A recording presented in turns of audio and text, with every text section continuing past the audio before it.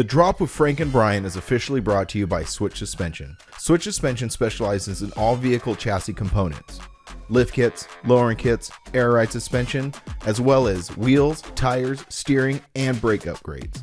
They use all the best products from the best brands. These guys are truck guys. You roll into their parking lot at the shop and they all drive custom vehicles and they use the products they sell on their own rides. So if you guys are looking for specialty parts, whether you're just starting out or you just need some replacement parts, give them a call or visit their website, switchsuspension.com. We hope you enjoy this episode of The Drop. If you like these podcasts and all the other content we create, head on over to our website and purchase some apparel.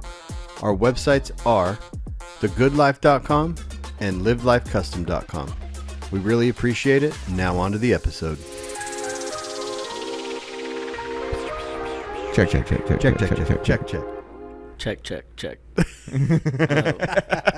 Hello. Are we recording? We're recording. All right. We're good to go. Okay. Welcome us to the next podcast. Welcome to this week's episode. Last week's was a doozy. We went 3.5, almost 4 hours with Brett. It was really good. That literally just happened. So Yeah. we're still just fresh off of that one. back. We're going back to back. And today we're sitting here with Steve Wilks. Mr. Steve Wilks. No S. Wilk. Wilk. Oh, my bad. Sorry. My bad. Steve Wilk Wilk. Yeah. from Wilk Workx. Works. So there's an S on the end of Works. No, it's an X. Well, I've always That was wondered. Brent's fault. That was who? Brent Van. Oh, that was it? his fault. Yeah. Why'd he do? What is He was drawing the logo, and he just said it looked better with 4 letters and 4 letters. So you're like, okay. Yeah, I was like, all right, whatever. So, there is an X in there? yeah, How many years ago was that? that was like 2010, 2011, probably. I think, yeah, 2010, 2011. Yeah. That's insane. When did you first get into No Regrets? Like, how did all that happen? Like, how did I get into No Regrets, Yeah, or how like- did I even become across mini trucking? Yeah, how Yeah, did let's you? start Because you were, I'm like, if I remember correctly, you were a Volkswagen guy, right? Originally, I was kind of like into muscle cars, Yeah. and then I got a Volkswagen. Well, my brother got a Volkswagen. Yeah. So, and then I was retarded and didn't save any of my monies. So when I turned 16, I didn't have a car, and my brother gave me a Volkswagen. Oh, so you That were was- just a Volkswagen dude at So that point. then I had Volkswagens, and I was kind of into muscle cars, and then I guess I kind of got into customs, and then it was like time to get a car, and like I couldn't afford a Merc or anything, and it was like, what's just like a custom but a reliable, economical vehicle?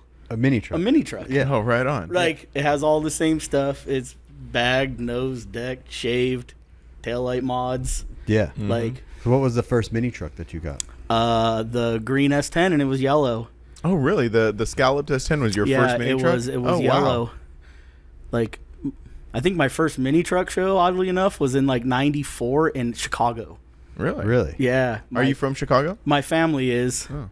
So my cousin like moved out, and he lived with us for a little bit, and he drove out with a Trans Am, and then he traded the Trans Am stupidly. Now looking back, Yeah. for a Nissan hardbody. No, tight. That No, was not lifted. tight. Yeah. It was lifted with like wide fiberglass fenders, and then he moved back to Illinois, and he lowered it, slammed it, and then I went out there and visited, and we went to like a mini truck show out there, That's and he was in cool. a club. I think it was called like Under Pressure, Oh, nice. back in like Chicago area. That's awesome. Like the suburbs, and then he moved back out here with it lowered. He cranked up the torsions and took the blocks out to make the cross country road trip. Got back out here, And then slammed it lowered back it. down, and That's awesome. he was hanging out with like, I want to say a club in Chino area, Upland. Explicit Like, Attitudes? Various Images, is that one maybe? Yeah, there was various images. There was various, and Upland. Every time I hear Upland Mini Truck Club, it was Explicit Attitudes. Yeah, I don't think it was them. remember that club. I want to say that he never was in that club, but I want to say he hung out with a Just- couple of the yeah. guys from there, and they were like Upland, Montclair, kind of that area. Yeah. And then in Reno Valley, we were cruising around, and the first person I really knew was Shane Gillen. Yeah. Remember with the yellow Toyota? Oh, yeah.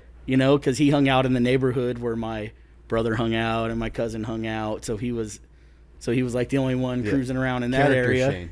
Oh, that one. Yeah. Oh, yeah, okay. Still around Shane. Yeah, still around Shane. Yeah. Old school. Old school Shane. Yeah. And then like, you know, when I got out of high school, John got a little Toyota, John Locke. Yep. He got that little silver Toyota.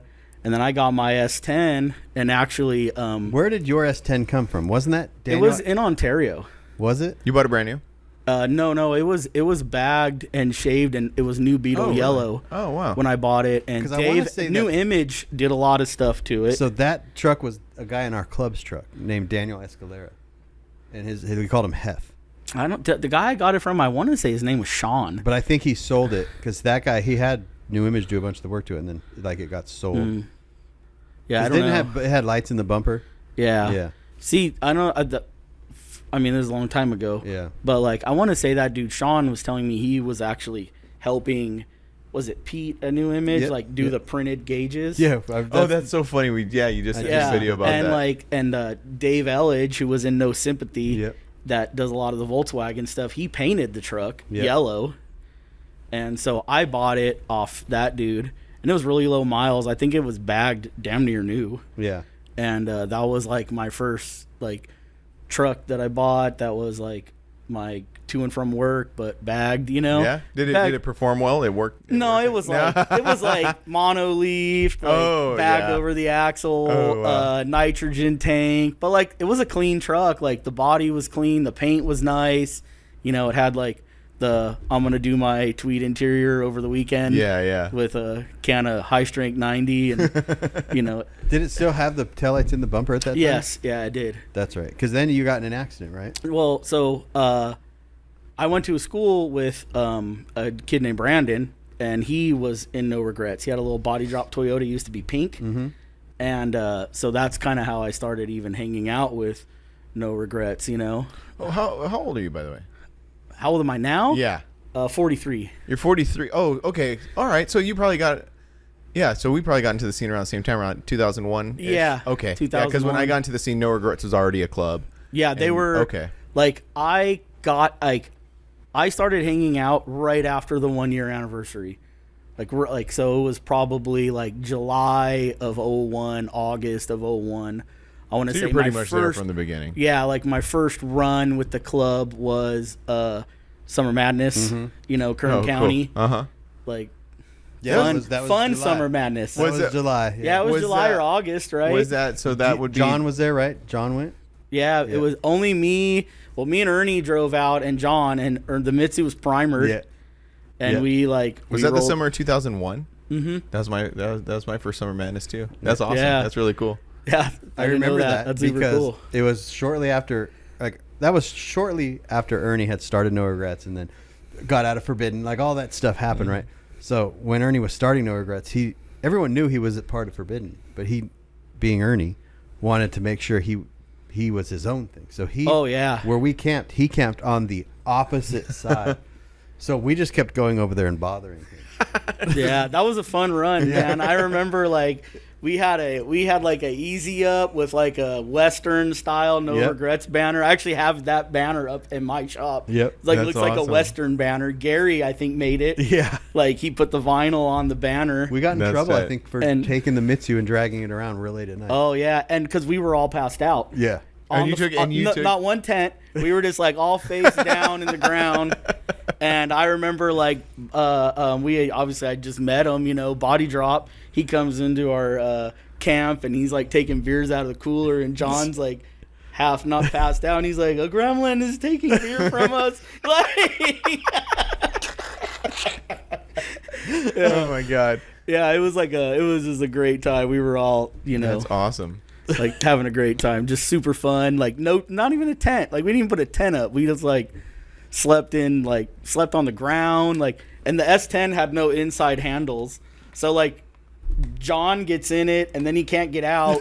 And then somehow Ernie's stuck in it, but John's out. Like, I don't even know, like, how everything went down. Are you petitioning No Regrets at this time, or are you like a full member? I want to say right after that, or right before that, I became a member. Because back then, I mean, we did what, like 3 meetings and a council meeting? It was the same thing back Like, then. yeah, it was like, I mean, Ernie pretty much did exactly what That was No forbidden. Regrets' bylaws said Forbidden Fantasy on the top, and they were crossed out, and he just wrote No Regrets on the top. Yeah, it was so funny, man. I remember you had to like fill out a sheet, like what body mods were, what you planned to do, and I want to say it was probably really similar, right? Like 4-corner air suspension, matching color primer, no factory wheels. Yeah, right. That was pretty much. that was when it got a little bit stricter because like back in the day it was just 3 mods. Yeah, I was gonna say. And then as it progressed, it was just like, okay, those people were like, well, I have exhaust, and it's I have a head like, unit. I have a head unit. Yeah. And it's like, And it was like body mods. I have 83 holes shaved on my bumper. You know, like. So does that count as that many body mods? Right. But I mean, and even you're right. Like Ernie totally wanted to like separate. Yeah. I want to say it was like probably me and Tiny that kind of broke down the barrier of like hanging out with you guys. Yeah, and it was also just like me, like I knew what Ernie was doing, but I was just like, yo, we're still cool, so let's like still. Yeah. No, he never ever had anything. No, but bad to say. I think he just wanted his own image to not be 100%. with Forbidden Fantasy. Yeah. anymore. And I totally respected that too. But like I was like, hey, why you over? Like I want to hang out. Like that's why you way over here, man. Yeah. Like I don't know anyone else here. I have footage from from when Ernie was in Forbidden at Summer Madness. I have a ton of video footage, and it's the first time that I ever saw Ernie drink. And Is this also when you convinced him to wear shorts? no, Oh, that was a different time?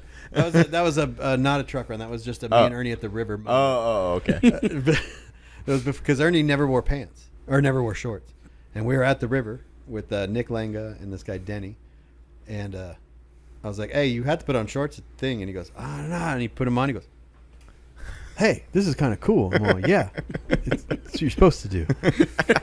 But no, I have all this footage at Summer Madness of Ernie just beating. There was like these false, because it was a fairgrounds. Yeah, They yeah. had like these false things that said bank and all. Yeah, right there on the main I'm gonna drag. go rob the bank, and he would go and run into the thing, and he was passed out. And I don't know whatever to do with that footage, but I have it. I mean, But I have. Yeah. At some point, maybe put out there in the world. And that was Summer Madness. It was at Summer Kern Madness County? when he was still in Forbidden. Yeah. Yeah. So I either got in right before that or right after that.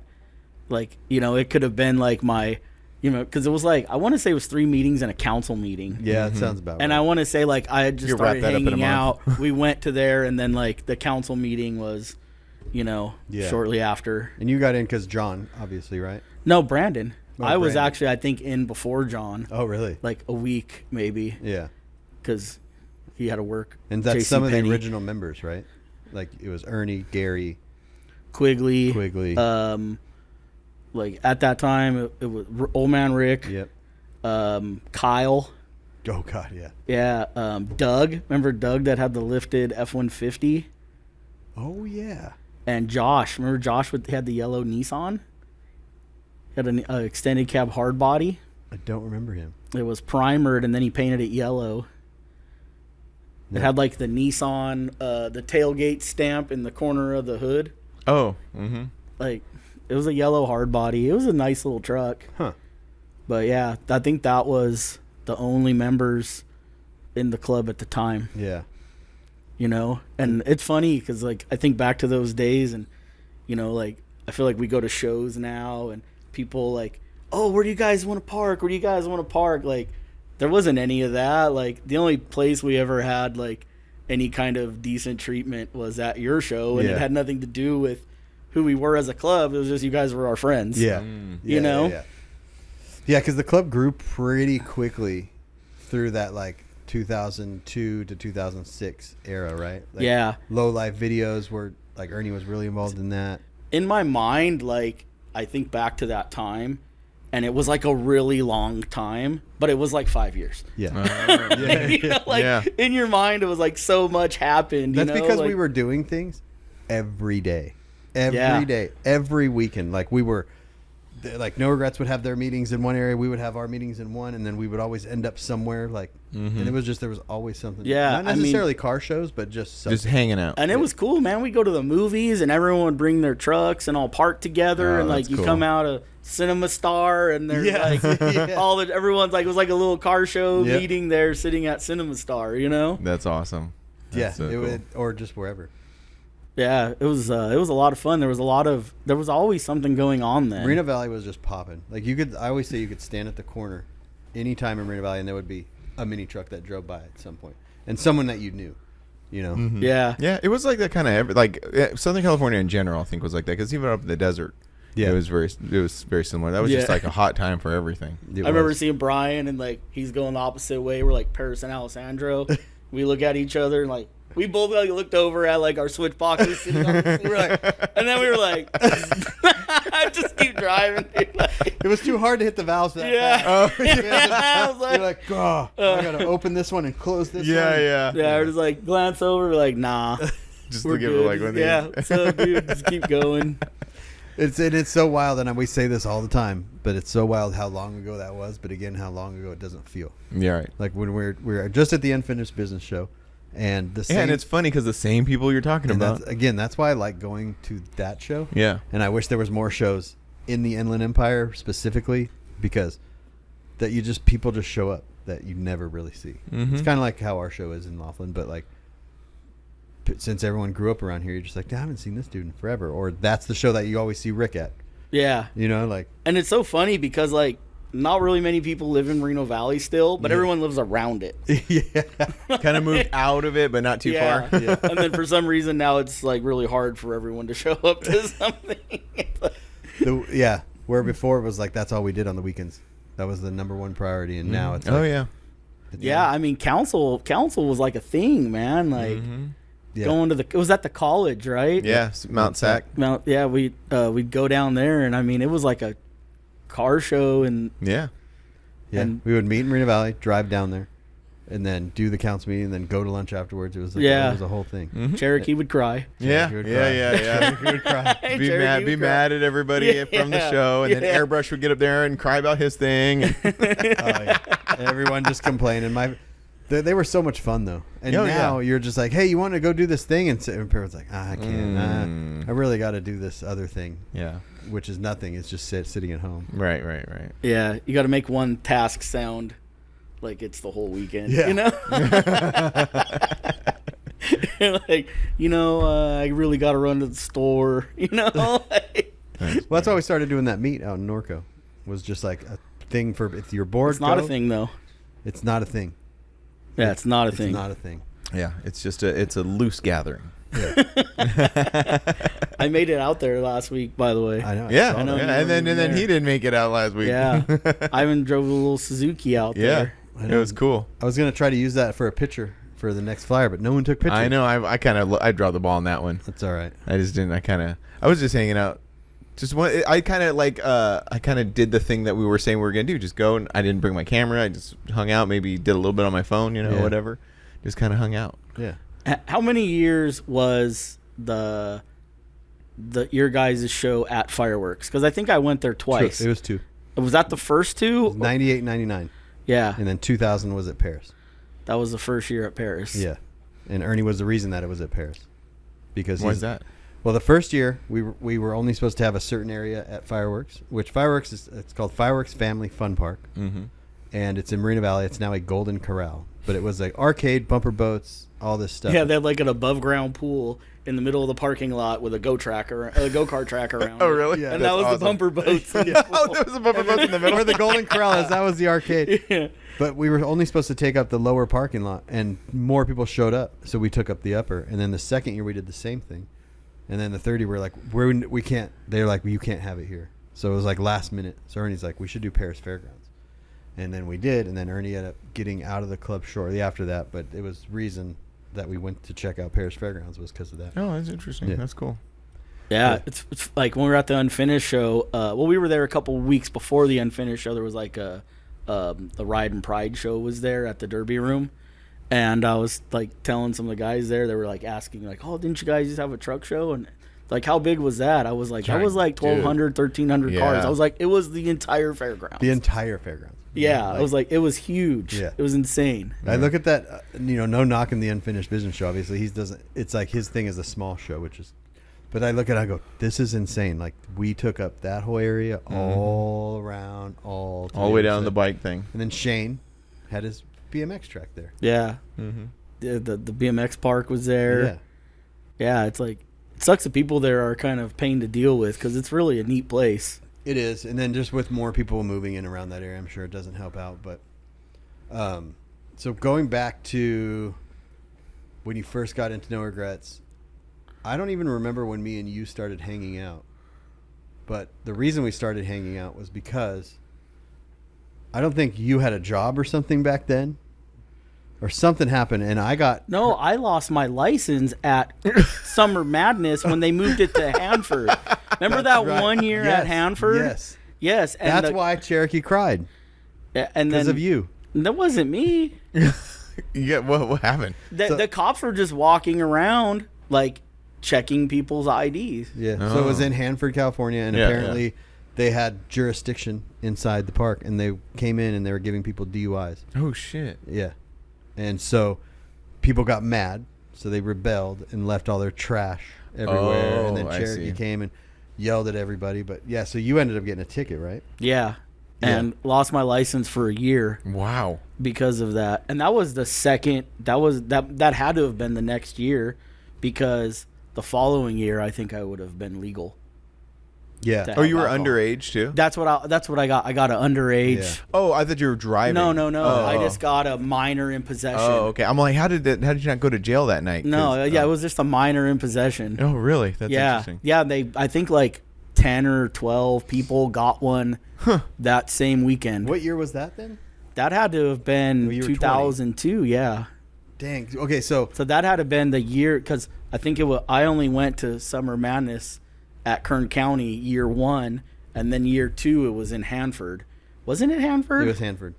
Yeah. Yeah. There was some stuff. There was like Robin's Nest mixed in there. Yeah, right. I don't remember I didn't go to the Hanford one, but I went to a few Robin's Nest ones, some Kern County ones. Well, if you were under 21 in 2001, I was. 2, we're the same age, so I was. Yeah. So you're glad you did. I didn't. Yeah. There was a time, and this had to have been because I didn't live at the Bay House until like 2008 or 9. Yeah, I think I really started hanging out with you on Pan Am. It's because your cousin lived like down the street. No, my cousin's friend lived on the street. Yeah, that's when. But I really think that's when I really started.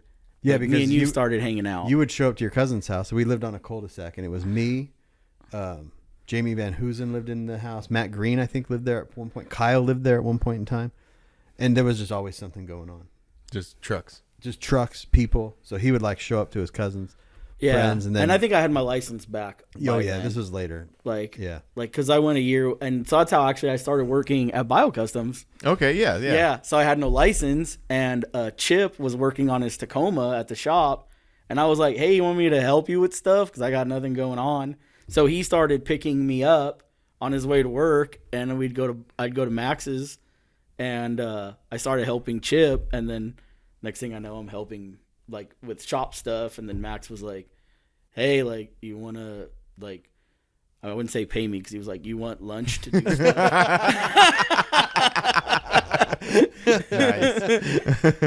Nice. I think that's how I started there, was like lunch money. That's what Devin still makes. Nice. Oh, dang. Did you have a lot of experience like bagging trucks and stuff? I never done it at all. So that first time at BioCustoms was your first experience. Yeah, I always liked cars. I never wanted really to work on them because I always wanted to enjoy it, because it was like enjoyable for me. So it just turned into a job. So I just turned into, had nothing else going on, and that's really how I started. And I was just started, like I said, helping Chip out on his Tacoma, and then just kind of moved into working there, you know? And Max taught you like all about geometry and how to set up suspensions. Yeah, I worked there for 8 years. Yeah. Long time. Yeah. And then like, that's kind of like dog years there. No, I'm just kidding. It felt like 30. What's Nuevo? So. Yeah. No, that was Hemet. Hemet. That was San Jacinto. San Jacinto. Yeah, but that Bio Customs wasn't. That was behind Joe's Off Road at State and Esplanade at that point in time. That's the what, original BioCustom. Yeah, because that's right. I learned from when we talked to Donald that Max really didn't start Bio, but like he worked there or something. No, him and Joe started. They started together. Yeah, that's so right, like I think they were like Max was working at a stereo shop. And they were working on stuff on the side, and then him and Joe I see. went together and started that. Okay, yeah, but I remember Donald saying that it was like at a separate place. So yeah, that means I would have started there in 2002. Wow. Yeah, that's wild. Yeah, because I turned 21 there. And then you stayed there and then you left there, and that had to have been kind of around the Pan Am time.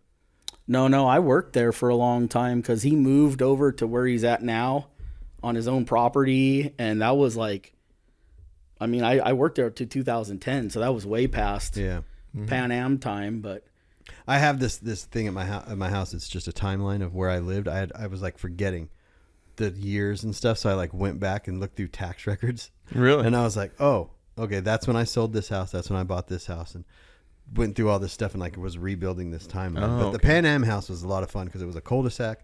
And we did I always hear about the times at the Fat Farm and the Bay House. I've never heard of this one. So the Fat Farm was before Pan Am. Oh. The Bay House was after Pan Am. yeah, Okay.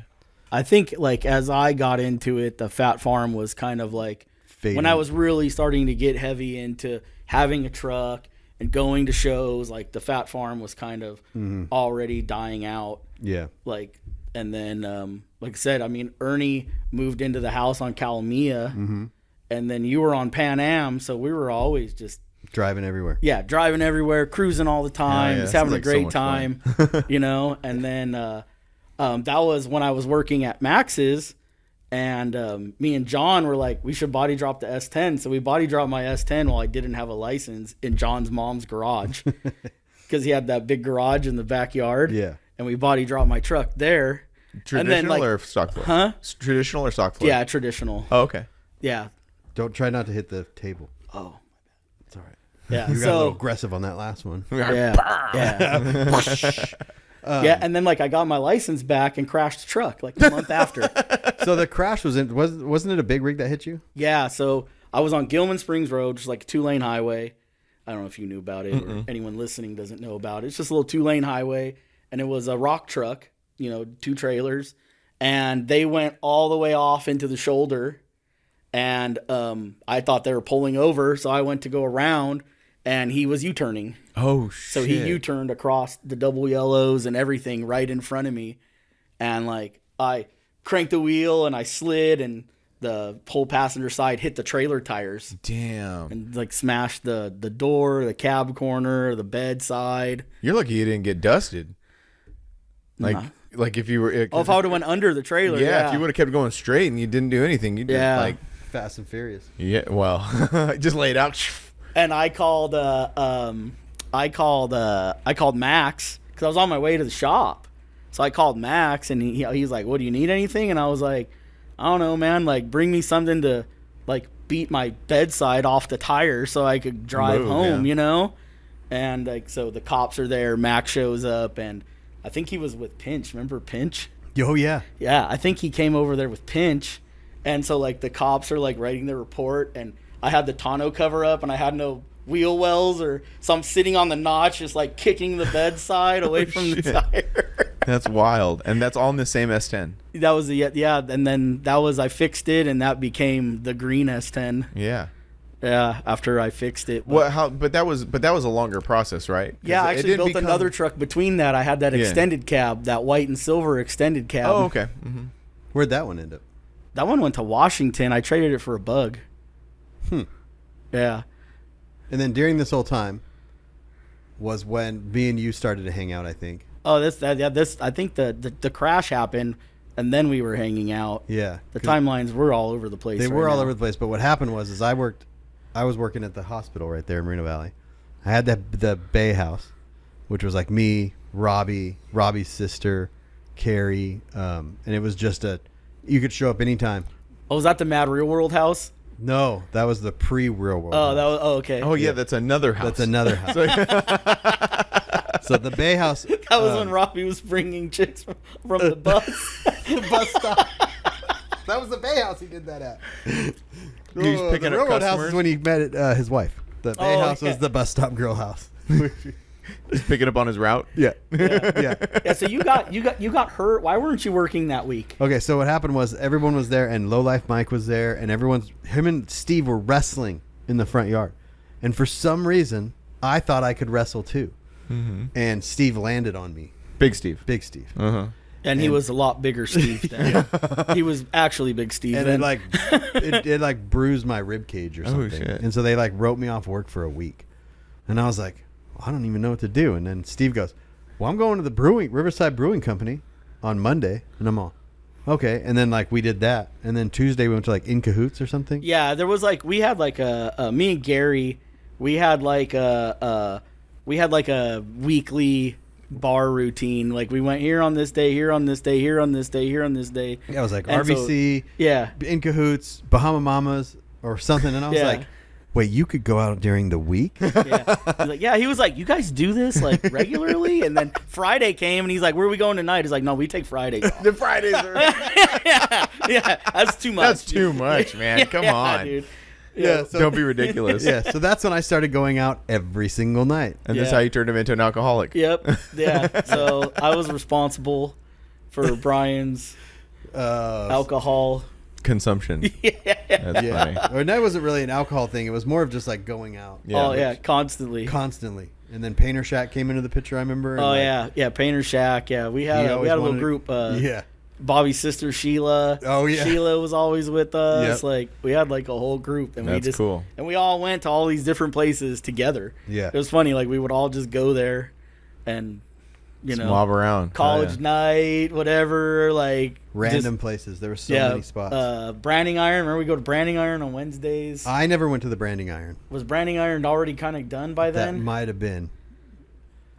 Yeah, the Branding Iron was fun. I went to Gotham. Yeah, but I think that was pre that. That was before that. all that. Yeah. Gotham was kind of done, I think, by then. I think so. It was just a lot of Bahama Mamas. Yeah. What is it now? Is it the Shark Bar? Yeah. Shark Bar or something. Yeah, we were going out all the time, man. It was a great time. That's awesome. And then we would. Oh, then there was another one that I think me and Tiny would drive over Retchie Canyon and go to the bar in San Bernardino. And then What'd you call it? San Bernardino? No, the canyon. Retchie Canyon. I call it Richie Canyon. Richie Canyon? Yeah. Like Richie? Yeah, Richie. Retchie. I always called it Retchie. Yeah, it's just interesting. But Sorry. that's when I had the Titan and it had the little lift on it, and we would go there, and then we would like come back through Richie Canyon, but instead of making the right, we would go straight towards Ernie's old house, and there was all that dirt road up there, and just get all squirrely and stuff. Yeah, that's awesome. It was really cool. So during this time, so you're working at Bio, you have this S10. What is the time frame that S10 goes from what it was to what it became?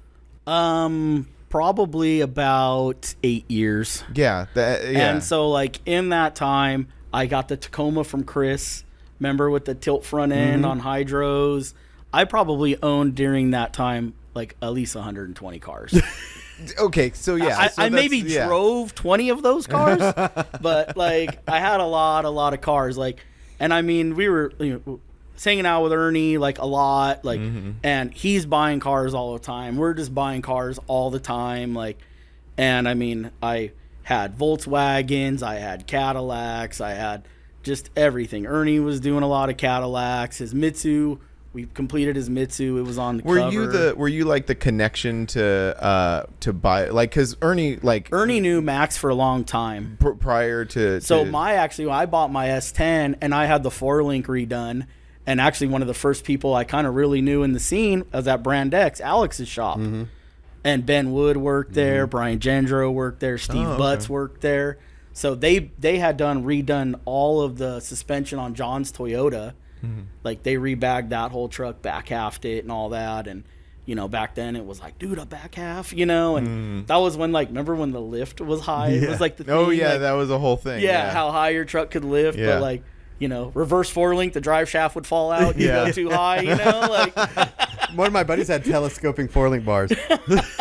to get it to like yeah. They'd go up and they would extend. That was a out. goofy tie, right? Like go to the show and the truck's like That was a bumper wild on the time. ground, Yeah. and like Like you could center walk, link You could and- walk under the roll pan. Yeah. Why was that a thing? Who decided that was going to be a thing? Because mini trucks. Yeah. One guy got a little lift. One other guy goes, I can get more lift than that. Yeah, Right, yeah. remember there like because I remember we body dropped John's Toyota and we did it like we were young, man. We were reading mini trucking and they had that one crazy Toyota with the hydros in the back that lift all the way back, and it was a tech article in mini trucking on how to body drop a Toyota. Uh-huh. And we were like looking at all the pictures on where they cut it, you know. Yeah. Funny. This is like 2001, you know. They were Yeah. black and white. You're all. What? Yeah, so I mean, we went through like a lot of cars, like just in general, and then like I fixed the S10 and it was primer, and it drove it around primer for a while, and then What did you call the green truck? What was the name of it? What? The green Tacoma? Oh, Chris called it the mothership. Chris called it the That's mothership. what Chris called it. Does Rick still have that truck? Old man Rick? No, I don't know. I sold that to someone else, and What? then they crashed it or something. Oh, really? Yeah. That truck was really cool. Yeah, it had a lot of neat stuff. Do you done remember- to you it. I don't remember that one. No. So it was the one that he was in in Low Life Video. Oh, okay, yeah. I do know that. It was one. on hydraulics. Mhm. It, Yeah. like, that truck was really cool. Yeah, it was like remember when Chris had it, it was all green. Yeah, he painted it. It was like one of the first things to be painted, that Volkswagen Bug Green. And Oh yeah, that cyber green. yeah, it was so cool. And the whole front end, didn't you said the front end lifted up? Yeah, it was on actuators and it had like a garage door spring, so like it would like because it would have to like roll up in the front before it flipped, so the headlights and grill wouldn't lift into the bumper. Oh, I see. So it had like a ramp on the back with like skateboard wheels on the hood, so it would roll up and down. Max did it all. Yeah, Max did it all. Oh, wow. And I mean, it was ingenuitive, like, Yeah. and it was like one actuator that would make it pop up in the front. It would like roll forward and up, and then the front would flip.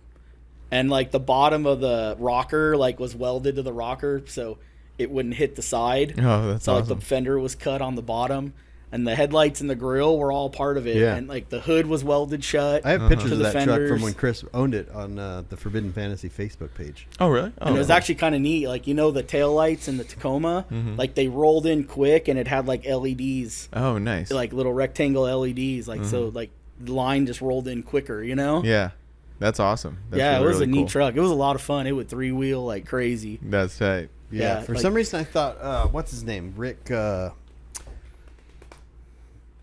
He liked juice trucks. He had an 84 to 80 Cabrera. Cabrera. No, he had the 89 to 95, that color. Yeah, that one No was hopping. That's right. Yeah. That was the one with the pumps that kind of stuck out of the bed. Yeah. It had the Hulk in the Yeah. back window. I think that was that one Rick? Was the Hulk logo Rick? Maybe I'm getting two trucks mixed No, up. no, you're close. Yeah, he had like the big stainless bridge. Yeah, mhm. And the cylinders coming up through Yeah, that it. was no hopping, and it had Yeah. the Yeah, all hard lined, all Yeah. nice. Yeah. Yeah, prior to that, he had another 89 to 95 or 84 to 88. I forgot, but it was like a red one, I thought. I don't know. Yeah. He always had cool stuff. Yeah, I don't know. There was a huge gap between like the truck getting wrecked and the truck becoming the green truck. Like I said, I built that extended cab. And that was like a whole, you know, they never say don't buy a car at night, don't buy a car Yeah. when it's raining. Yeah, Like uh-huh. I bought that truck raining and at night. You know, like and I think me and Jay went to get it, and like I rolled it out off the trailer into the shop, and it was like as it rolled into the light, it just turned it like turned into a turd as it rolled into the shop. Like it looked like somebody put it out in the driving range and like the golf ball Oh, just shit. bashed the whole truck. Like I forgot about that. I was like, dude, what did I get myself into? Mm-hmm. And I just like plugged away at it, you know, ended up redoing everything suspension wise, like put it on 20s, like then Painter Shack painted it. And like that was a fun truck. I drove that truck a lot. I Yeah. put like 20,000 miles on that truck in a year. Oh, nice.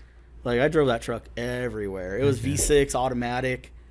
Like it was a nice cruising truck. It was a great driving truck. That's awesome. S10s, yeah, S10s are I've never owned a bagged S10, but from what I've heard is like how they drive stock is how they drive bagged. Yeah, I had one. It was not bad. Yeah, and then I don't even know, like, yeah, it must have been like 2008 or 9 when I decided that like I was gonna finish the green truck. Mm-hmm. And like I remember I was like worked all through the night, and West Coast Nationals was coming up, and it was like they remember he brought it. Remember they went back to La Paz for like 2 years. Yeah, that Yeah. was like 2009, 2010. Yeah, so I want to say 2009.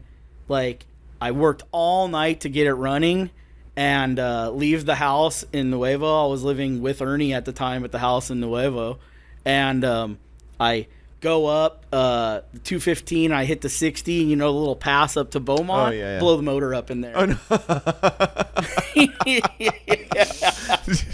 Like, this is fun. Yeah. Well, after like literally working till like 4 in the morning, Shit. and this is like 6 in the morning, and I'm going up the hill, and I'm just like, I watch the oil pressure just dump to nothing, and there's nowhere to turn off up there. Yeah. So I just had to keep on just trucking until going. I could get a place to pull off, and Yeah, just smoked. ended up driving back down the hill. Like it cooled off, and it was just knocking. Bobby got a trailer, picked me up, and we brought the truck to West Coast Nationals. But it was blown up. Oh wow. Yeah. Was it already? Wasn't green at that point? It was green. Yeah, it was green with the scallops at that Oh, it was point. already. Yeah. Oh, it was. Yeah, Oh. and then I want to say on the wheels and everything, the yeah. Supremes and everything. Yeah. When did it go to Japan? 2010. Yeah, Okay. well, that was good. Where I was gonna. So my question is 2 questions. One, what made you want to go that direction? That like kind of retro-y, kind of like that, and then what led to getting it to Yokohama, right? Well, like I, working with Max, we were always doing a lot of hot rods, and I had become friends with Larry Watson, and he was a famous painter from the 60s. He painted the truck, right? No. Oh. Like so. The style of the truck was a car that he painted in the 60s. Mm-hmm. Like so I kind of just copied it and threw it on the S10, and then it got shot for the cover of Mini Truckin'. Mm-hmm. We shot it in the studio at Icon, and from there it like I don't even know, like the Yokohama thing was Mike Alexander. I don't know. He was. Oh, you put that I think there, they okay. asked him about bringing a truck, Oh, really? and he picked mine. Huh. Like I think he just thought it fit their style better than Well, because it's like everything a else. Moon Eye show, and like, Yeah. it's like a hot rod kind of thing. It does, yeah, that makes perfect sense. Yeah. Yeah, so that was how it ended up going there. That's awesome. And that was basically the very first truck to ever do that. Yeah, it's the probably only- still the only one. only, Yeah. yeah. I don't think anybody else has ever done that. It's not. No. It's definitely not cheap. I mean, it wasn't Yeah, well, cheap that back was then. all done by Moon Eyes, and Moon Eyes, I think they only do one vehicle now because the shipping costs went up so crazy. We're going to jump ahead a little bit, but we'll come back. But do you ever think Ernie's car will ever do that? I don't think Shige likes lowriders, Oh. so I thought that fits their vibe too. yeah, it would be cool, but it would also be to me that would be hard. Yeah. Oh, yeah. Like it would be a hard thing logistically to, hard. No, like just like the trust that it's gonna, Oh, I see what you're saying. you Yeah. know. I kind of hope my truck fell into the ocean, but, on the way back. Yeah, on the way back, exactly. That was we like on lost the way it. back would be cool. Like, yeah, but that was a hard thing, like because the Moon Eye show is December. It left like around Halloween, so it's like a 30-day Trek over there, between yeah. like loading it on the boat leaving, the boat getting to port, going through customs, unloading the boat. Like, And you just take it down to Long Beach. You put it in a container. Yeah. And then I'll see it in then Japan. and then I'm in Japan and I walk around the corner and there's my your truck truck. sitting there. That's you know? wild. So crazy. That's Yeah. a wild And so experience. like I like made stuff to like keep the truck in the air. So I like had like a thing where I unbolted the front shock and I bolted like a bar in Oh, there. okay. And it went in between the arms and the frame so it would hold it. And I bolted like a block in the back that would hit the notch, so I wouldn't have to worry about it leaking down Yeah, in the yeah. container. And like I made it really simple where I wouldn't need a jack, and I put all the tools in the glove box. yeah. Oh, So you didn't have to. so I bring it wouldn't in. have to, like- Yeah. That's a killer idea. Yeah, That's And so awesome. when I got there, like I had You're all there because they don't have tools in Japan. Yeah, I know. They don't have Harbor Freights out there? they don't have 3/4, No. 19 millimeters. That's funny. Yeah. That's really funny. Yeah, that was a trip though. You get Yeah. there and like your truck's sitting there and you're like, no shit, like all right. I remember as a spectator of that, I remember just being blown away like, holy crap, this is amazing. It felt know? like because there when we talked to Brett, and since we just talked to him, I'm going to reference this, but it like there was certain times where mini truckers started to feel important. Mm-hmm. Because when I first started, no one gave a crap about mini trucks. Yeah. I was always talked down to like, whatever. But then there's these certain times when like that, like a truck going to Japan, like that's insane. Yeah, and I almost feel like the truck doesn't get enough notoriety because of that. Really? Yeah, I don't know. Maybe just because I'm on the The receiving end close of it? or attached to it in that way. Like, but yeah, I don't know. From my perspective and people in my orbit, yeah, it was a mind blowing thing. Yeah, I mean, I think it was the only truck. Yeah. And I mean, it was like a lot of stuff leading up to it too. Like they flew out they came to my house. They shot footage of it. They shot it. Like it was actually kind of cool because it was on the cover of Truck Trends. And then you flip it over, and it was on the Moon Eyes ad on the back of Truck Trends. Oh, no way. That's so it was sick. like front both and and back back? cover of Truck Trends. That's actually that's dope. Insane. Yeah. You still have like magazines and stuff? Yeah. That's awesome. And then I have a bunch of the mini truck in magazines. Actually, like when they were moving offices, Chris worked there.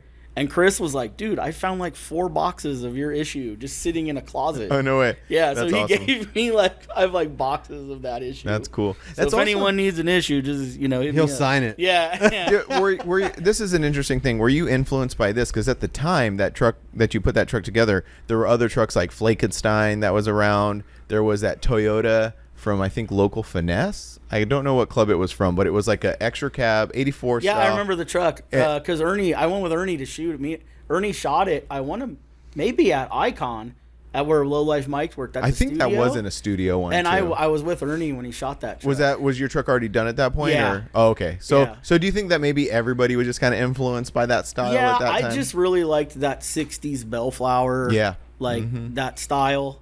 That's my favorite era of custom like paint culture. jobs were crazy. Yeah. And I was just, big into hot rods too, so I liked the the Astro, the Supreme, that just style, that 60s Bellflower style. So how long was it in Japan? I want to say it was there for probably like 30 You want to days. move the mic over a little bit? Oh, I'll move over. How about There that? you go. You like I'm like, naturally went I'm this like, way. yeah, I'm trying to get out of the way of it. No, that's fine. But yeah, no, it was probably there a month. Oh, okay. Like I think it left around Halloween, and I got it back like, maybe like mid-January. And it was weird. Like it made the trip there cool, and then when I got it back here, like all my chrome was like oxidizing, and like Oh, really? Allens were corroding and stuff. Just from being Like, out in the ocean. It must have just been either sitting at port or in a different part of the ship, or like I don't know what the difference Interesting. was. But it made it out there fine. Or maybe they just cared about it more on the way out. And then the way back, they were like, maybe they whatever. were hoping it fell off. And the boat that's too. I don't exactly know. why you are hesitant to do that some with the Impala, because like that's the other side of it, right? I guess like for me, if I lost my truck, I didn't care. Right. But if you lost the Impala, But if I lost the Impala, that would be like yeah, that would be get that. that would be a lot harder Yeah. to swallow. yeah, for sure, Like so. for sure. I mean, I would. I mean, I guess it just the time if it presented itself and when it presented itself would kind of be would kind of, I guess, negate that. Like what like answer that question. Yeah. Yeah. So the S10 came back from Japan, and then what happened to it then? Because I know it's now in Arizona, obviously. Yeah, I drove it around for a while.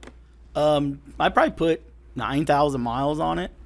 Just taking it around, cruising it around. I mean, I picked up furniture in it. Like, Tight. dude, I have a really I had a little shitty Toyota, right?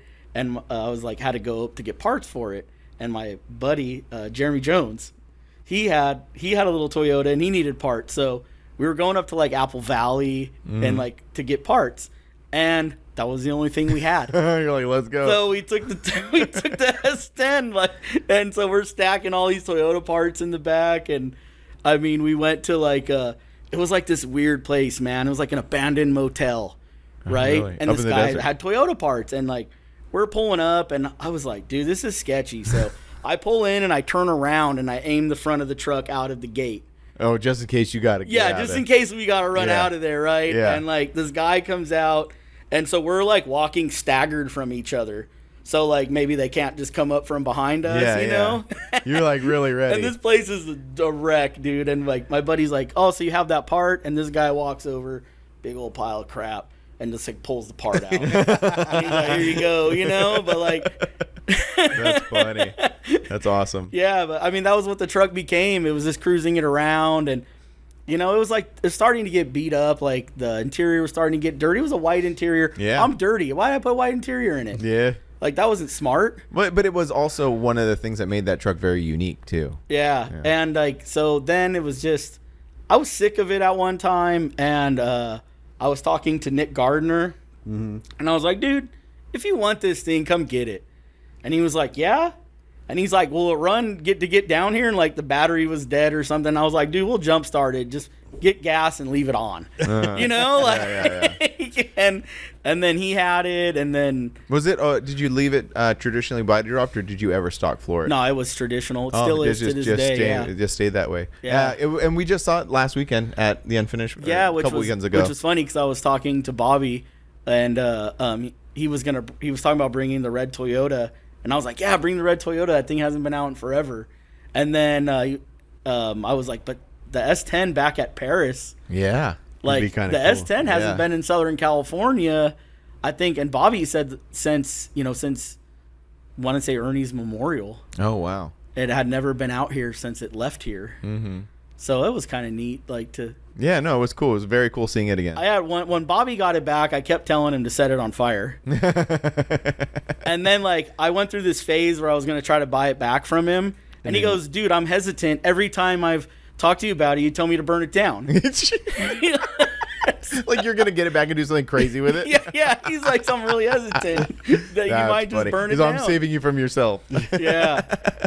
And that's awesome. I was like, I guess for me, maybe it's looked down upon, but I was going to change the whole truck. Mm-hmm. And I don't know.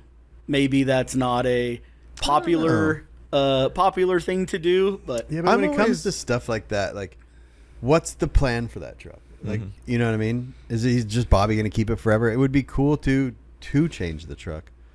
You know? Yeah, but then the truck's gone. It's like, yeah. I know, but then the truck's gone. But, like, eventually the truck's going to be gone anyways. Eventually, like, you know what I mean? Like, I don't know. Or you could just get another S10 and do it. But yeah. Because that truck, I mean, although I wouldn't say it's iconic, because there are other iconic trucks, but it's a very much a snapshot of a period of time. You know what I mean? That's what I feel like that truck represents. It represents that perfect mid-2000s, the height of low life video, the height of no regrets, like all of this stuff going on. You know what I mean? I feel like that's a really good, accurate snapshot of that time. That was my first, like, cover, maybe only, like, personal, you know? I mean, if you did get it, you could do it to where it's almost the same.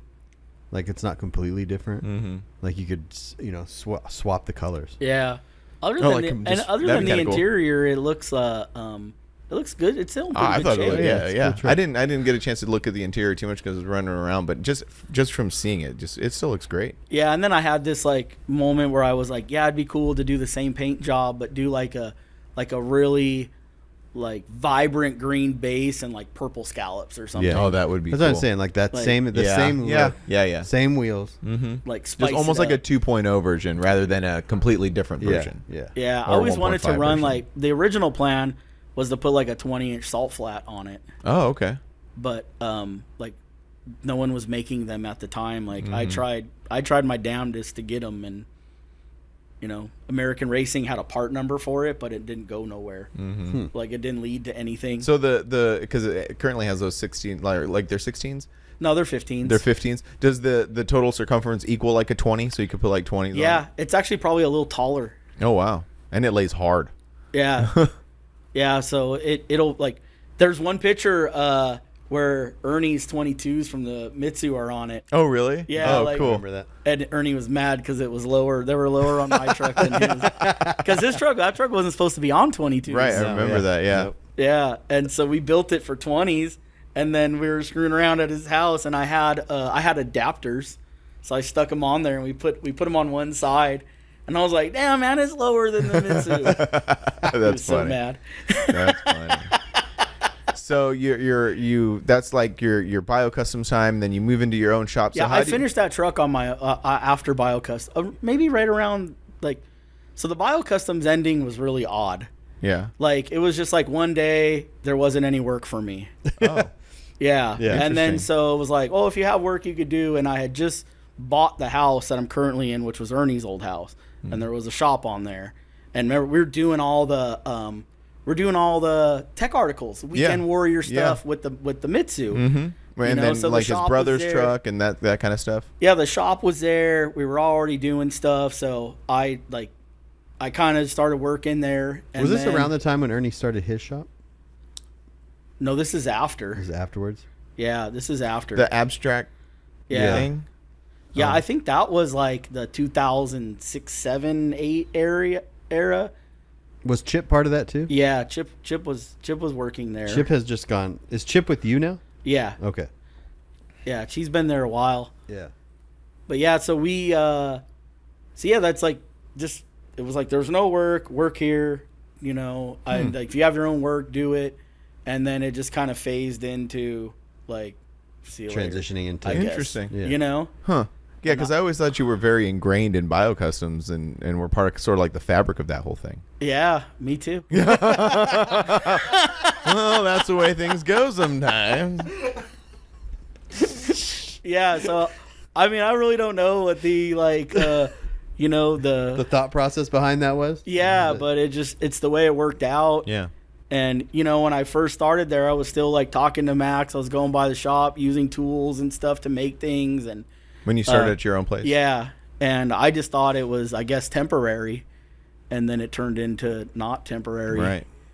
How did you start? So you start your own shop. You start doing jobs. How do you get into like the Rick Dorn like era of your career? Max had done work with Rick in the past, and Dick Dean's shop was right around the corner. Oh, I didn't know from that. where Max's shop was in San Jacinto. Oh. So Rick would have Dick Dean chopping cars, and then, it would end up there for some stuff.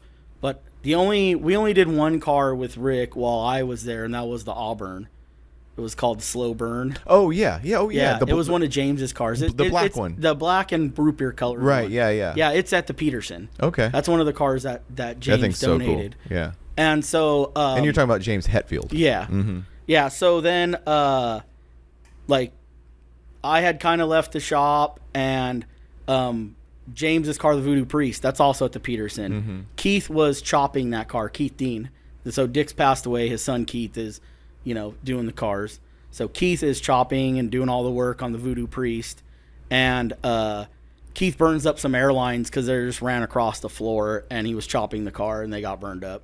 So he called me and had asked me if I could come fix some stuff. So I went over there and I fixed some things on it. And then in doing that, like, next thing I know, the car's painted, and the car's over at Kiwi's getting the interior done. And we got to put the motor in. It's stock flathead V12. And so I helped Keith go over there. We went over there and put the motor in it. And then the car ends up, at Rick's place, and he calls me to help him with some stuff, and that was just kind of how it started. It just kind of like just organically came about. Yeah. That's really Yeah. cool. And then, we did the TV show together. Mm-hmm. What was the TV show called? It was, the first season, it was Lords of the Car Hordes, and the second season, it was Arrested Development. And yeah, what year was that? That would have been like 2012, 2013.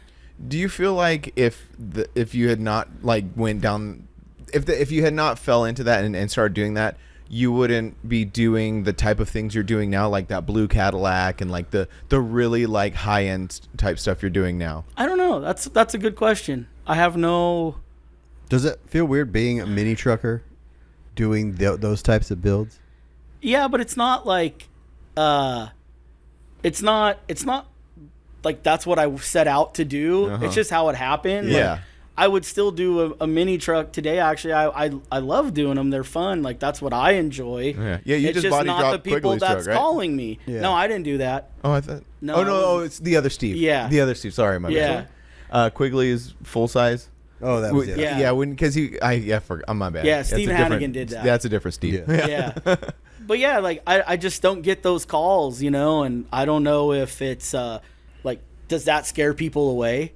do people see me working on those cars and they just decide that's a good question. Like, I can't afford this guy. This guy's building these amazing, things. Yeah, because I mean, we've done those coach cars. We've done 7 or 8 of them. What are those? They're like the ones with Rick Dorr, like where we start with nothing. We get a Art Morrison chassis. I modify it, mount the motor. And Rick Dorr, for people that might not know, is a vehicle designer, or is he like a he had a shop. Like he curates the builds. Yeah, and he had a shop in Phoenix years back, and he did. I think he's done almost 80 SEMA vehicles. Like so brand new people vehicles. come to him, and then he curates the builds. He brings them to different shops and kind of makes it happen. Yeah. He had, like I said, he had his own shop at one point in time, but he's gone through several different people, and he does the work himself too, right? Like he does mainly the design and like the colors and Okay. the silhouette. He handles all that. So it's just like I said, we would do the cars and we'd do the frames, and then they would go to Marcel, and Marcel would hand them. So you weren't really involved in that part of the coach building, like the forming the panels and stuff. You were mainly like suspension, like chassis kind of. Yeah, I would do so I would do the chassis, run all the fuel lines, brake lines. They go to Luke. Luke's a kid, Marcel's son. I mean, he's not a kid; he's older than me. But yeah, so And Marcel is Marcel DeLay. He's a metal shaper. He would do like all the Boyd cars, the Foose cars, like, he made the metal Boydsters and all that stuff. Like, just amazing talent. Yeah. Yeah. No, those cars are amazing. Yeah. And so he hand makes the bodies, and then I get them back, and then we make them run. That's we awesome. We wire them. We put steering in them. And are these for clients already, or is he selling these afterwards? A couple of them, he's built on his own and get sold, and a few have been for clients. The first real one, which I didn't do any of the framework on, that was the Black Pearl. That was like a James kind of handled or wanted some, like it was like, I think Rob No Limit did it, and that was like James wanted that to go that route. But I helped like shake the car down. I took the car to a lot of shows too, and then the Aquarius was kind of the first one, which was also James's. Do you have like do you have a relationship with James Hetfield? Like no. Oh no, this is you're just like, this thing exists and this person owns it. It's very strange and wild to think that there's like humans out there that don't know the person working on their car. Like when it comes to normal folks like us. Yeah. You know what I mean? It's like, well, yeah, they're like our friend. Yeah, but then when you get to this certain level of like, I don't even like, what does that guy do every day that doesn't know the guy working on his car? James Hetfield? Yeah. He's the lead singer of Metallica. No, I understand Yeah, that, but huge life. Big no, life. I understand that, but you just like, you think like, what does that guy do every day? Like, what's his daily life like to where he's not in tune with those I see things? what you're saying. He's got so many things going on that he doesn't even, like, he's just, I want a car built. Okay. And it's just out over here. There's just like a multi-million-dollar car being made. It's like for us, if I'm building a car, it's my entire life because that's all I see what you're saying. Yeah. Well, that's like that's the trust that he has in Rick. Yeah. To give him what he wants, and I'm sure they talk a lot. They talk a lot about what's going on. And there's other people out there like Rick. Like there's people that do that, curate these builds. It's such a cool. I think it's a cool profession to be in. Oh yeah. Oh, definitely. And it's neat to be around those cars and see everything that they do. And do you ever feel like when you're working on a car like that, and then you go and working on a mini truck, do you feel the like, oh my God, I'm working like you're like either you're body dropping like a $5,000 truck, or you're putting together a multi-million-dollar piece of art? What's weird is for me, the truck is more. The trucks are more. Like it's there's more goes into them. Like I know, like on my end, like they're not worried about where the tire is going to be in the firewall and trying to fit air conditioning. They're not worried about how to move the brakes or move the computer for this tire. Really, those cars are pretty simple. Oh yeah, that makes sense. I mean, there's not a radio in them. There's not windows in them. Like there's nothing power going on about them. It's a key, a headlight switch. That's wild. And brakes. Like they're very, very simple that way. Like,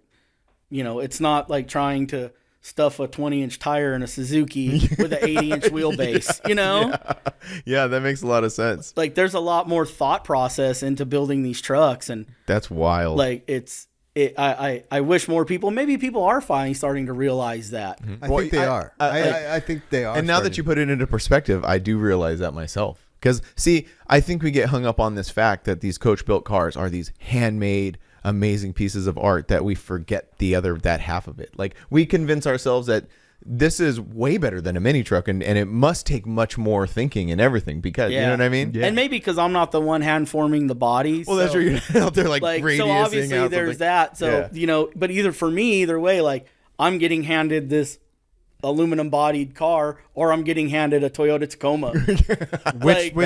Which the Tacoma takes so much more thought to do. That's what you're saying. And you're hand forming metal there. Like there's all kinds of stuff that you got to do. Yeah, that's what you're saying. That's wild. That's yeah, really I mean, cool. there's a lot going. So what you're telling me is a Tacoma is way cooler than the Black Pearl. I don't know that I'd go that far. You'd probably enjoy it more though. Oh, for sure, for sure. You'd have a lot more fun driving a Tacoma. Do you think in the Black Pearl, you're like, I don't. Nothing happens. I know, to this right? damn thing, Imagine that. Like a lot of the my question was gonna be like, do you think it's a lot of like Rick's because all of James Hetfield's cars are beautiful. They are so nice and they fit a style that definitely. So I don't know does that style come from James or does that come from Rick or does it come from a combination of the two people? I'm sure it's between the two of them. Yeah, because they're always beautifully. Obviously, they're beautifully built. That's one thing. Yeah, but they're beautifully designed. I don't know. I guess that. Yeah. I don't know what their communication is. Mm-hmm. You know, I'm sure one of them comes up with an idea and they refine it between the two of them. Mm-hmm. But I'd have to say my favorite one out of all that is like the Black Pearl is super cool, but I like the what do they call it, the skyscraper, the purple one. Oh yeah, that went to Japan. I went to the Yokohama show. That one is probably my favorite, and that's like modeled after like a Buick, right? Yeah, that was a Buick. Oh, it was a 53 Buick. Oh, yeah. well, did it start off as like an actual real car? Yeah. Oh, okay. Yeah. The Black Pearl was the last one that we had done that was an actual car. Oh, okay. That was a 48 Jag. Oh, okay. So it was odd. Like the 48 Jag, they threw the body away, and they were going to keep the fenders, and then the body got done, and they didn't like the fenders. So they just made the fenders. Yeah. So that's like what do they call that? And then it was like, well, yeah. Why are we doing this? Yeah. Why are we buying cars? Why are we buying cars? I think that's where it started. Like, why are we buying cars? Right. I mean, there was a time when, like, at the shop, I had the Black Pearl, the Aquarius, and the Aftershock, which was another one of the coach cars. At your shop? Yeah. That's all wild. scary. Yeah. I was like, each one of these is worth more than my house, you know? Yeah, a couple times over. That's wild. That's got to be. And that's I would take my kids to school in some of those cars. No way. Yeah, because I'd have to shake them down.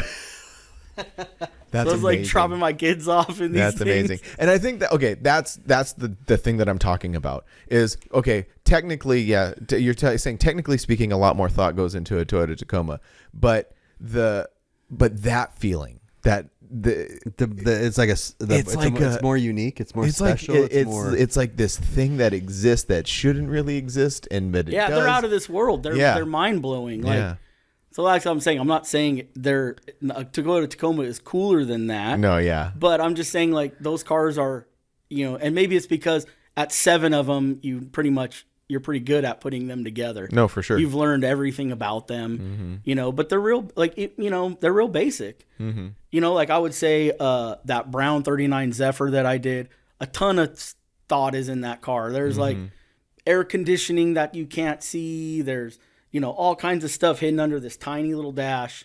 There's all these little accessories. Everything turns on and works. Like there's a lot goes into that, Yeah, for sure. No, they're beautiful cars. Yeah, it's interesting doing, so many different cars. Like right now I got 30s cars.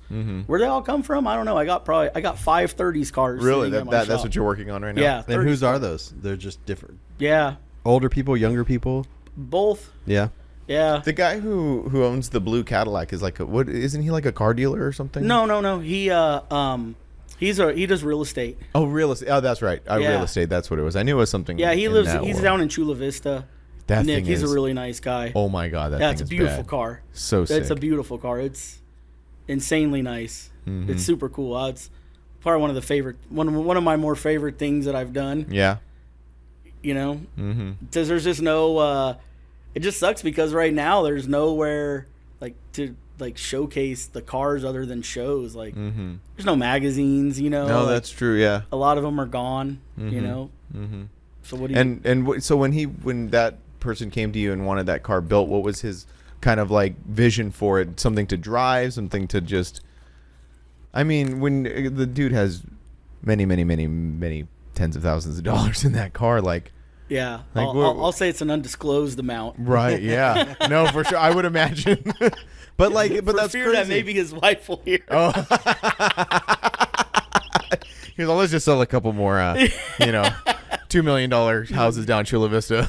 Yeah, that car was started. He bought it mid-project, and Adam Weber. I don't know if you know him. His dad taught the body shop classes. Herb.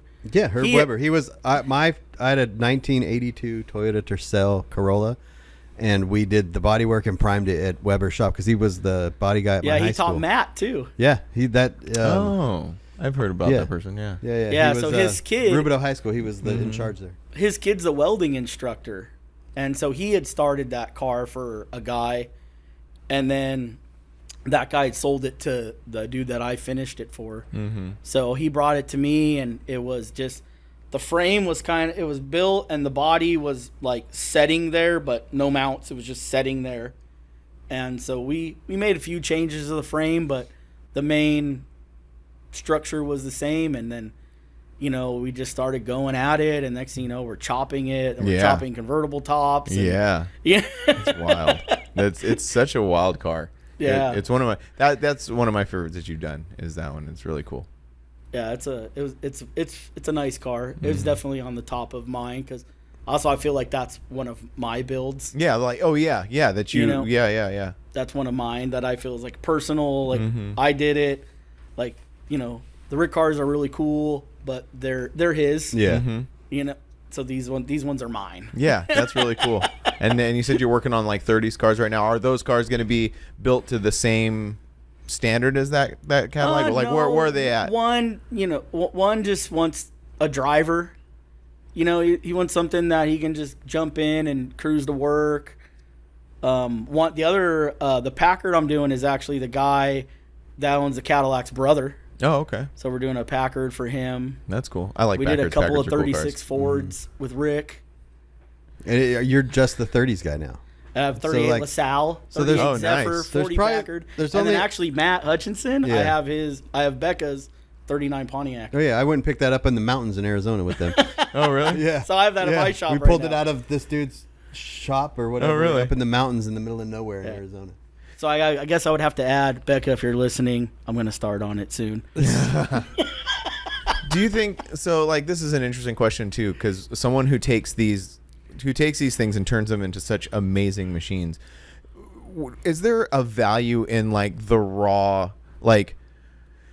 Because this is where I'm coming from. So I have a lot of cars that are like what that most of those are in the shape. They're just like basically a body and a frame. So like to me, I'm like, well, they're worth something, but on the grander scale of things, they're not really worth anything. Like the finished product is obviously worth a lot of money, but it's more I don't know what I'm trying to say here. Like as a rusty Yeah, like is there worth in those? desert Like, car? yeah. Yeah, of course, because no one's making them. Mm-hmm. So But it's not like you're not going to be like, oh, this is like a $10,000 thing, right? it just depends on what it is. Mm-hmm.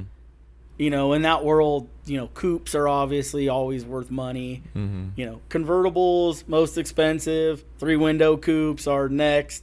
5-window coupes, you're kind of getting down the line. And then 4-doors are, I think they're becoming popular because it's what people can afford. Right. Yeah. That's what we always talk about. Mm-hmm. Yeah. Mm-hmm. Yep. Yeah, it's the car that people go, that's my favorite. You're like, no, it's not. That's what you can afford. Well, when you stand back and you look at it, building a car is building a car. There's all the same components on every car. Mm-hmm. So, like, the canvas you choose is the car you choose. Right. Like, it's all the same. Yeah. And that's what I'm saying. So, like, on the grand scale of the build, the actual physical first part really isn't worth much. It's more like the where the value is. That's what I'm going to say. Okay. That's the way I'm going to say this. I have a 40 Ford pickup that's in a bunch of pieces, but it's all there. the value of that is pretty low compared to, like, if you're talking here when it's nothing and here when it's done. The value is in the build. That's where the most of the value is. That's in why the labor. The build creates the value. So Right. if the truck's worth nothing, Mhm. basically zero, the way that you have it, Mm-hmm. and then And you, this you- is the point that I'm trying to make. and then you spend $200,000 putting it together. Yeah. It's not a $200,000 and that's the thing. That's what happens is the value is in the middle. So you get this end product that's worth hundreds of thousands of dollars. So I understand that because I know this world. But some people may see that thing sitting in their backyard and they're like, $25,000 piece of metal right here, Yeah. because this is worth hundreds of thousands of dollars. Yeah. And that's the point that I'm trying to make. The value of that beginning is very small compared to where the value is in the build process. Yeah. Yeah, what's funny is take Model Ts or Model A's. Mm-hmm. A fully restored Model T, Model A are like $20,000 to $30,000 stock. Mm-hmm. But then it's $100,000 hot rod. Right. Because the value is in what made Yeah, it so that hot rod. how crazy is that though? Yeah. That like the original version of it Yeah. is Because they're not worth that much money. Yeah, because the value is all what you're the value. That is essentially the thing is you're Well, the and the client's the value too, because there's certain vehicles that there's no demand for them. Mhm. So no demand creates value. Right. If there's zero demand, there's zero value. The value is with me. So like Mhm. if I want this car that actually is not very popular and I'm willing to spend $200,000 on it, Mm-hmm. it's not worth $200,000, but to Yeah. me it is. Yeah. And I mean, I've Perceived seen value. it. I've seen it lately too. The value of mini trucks is slowly increasing, Mm-hmm. but the build is. That's what I was getting at. Is the build is the same build. You know, as you pick a 36 Ford or a Toyota Tacoma, like you're still doing a whole chassis. Yeah. Mm-hmm. You're still doing a driveline. You're still undercoating, powder coating, painting. Sometimes the it's- bottom. You're still doing a full interior. You're still doing a paint job. Like Yeah. Yeah. And this thing, I had a buddy hit me up recently after we finished Eric's truck, the red truck over at Pandas. And he goes, "Hey, This friend is now listened to you bring this up 3 times in a row on these podcasts. he's a great example of it." Yeah, I know it is. It's a It is. I perfect just think example. it's funny. Yeah. He says, "Hey, how much is it to bag and body drop a mini truck these days?" And I tell him roughly, and he goes, "For a mini truck?" And I said, Yeah. There's no difference. And honestly, sometimes it's more expensive because you can't just go to Extensive or go to Fat Fabs and order a front kit for the truck. yeah. You know, and if you can, for a Tacoma, they're expensive because they're not massively reproduced. And I think that elephant in the room is a $30,000 to $50,000 bag and body drop. Yeah. That no one wants to talk about. Yeah. Yeah. Uh-huh. Because that's the reality. Yeah. Yeah. And then you're getting into paint. To paint the mini truck, just because it's a mini truck, it doesn't mean it's cheaper than the hot rod or cheaper Yeah. than this. Well, So- the hot rods 20 years ago, you were doing rust repair and all that, Yeah. and the mini trucks you weren't because they were nice.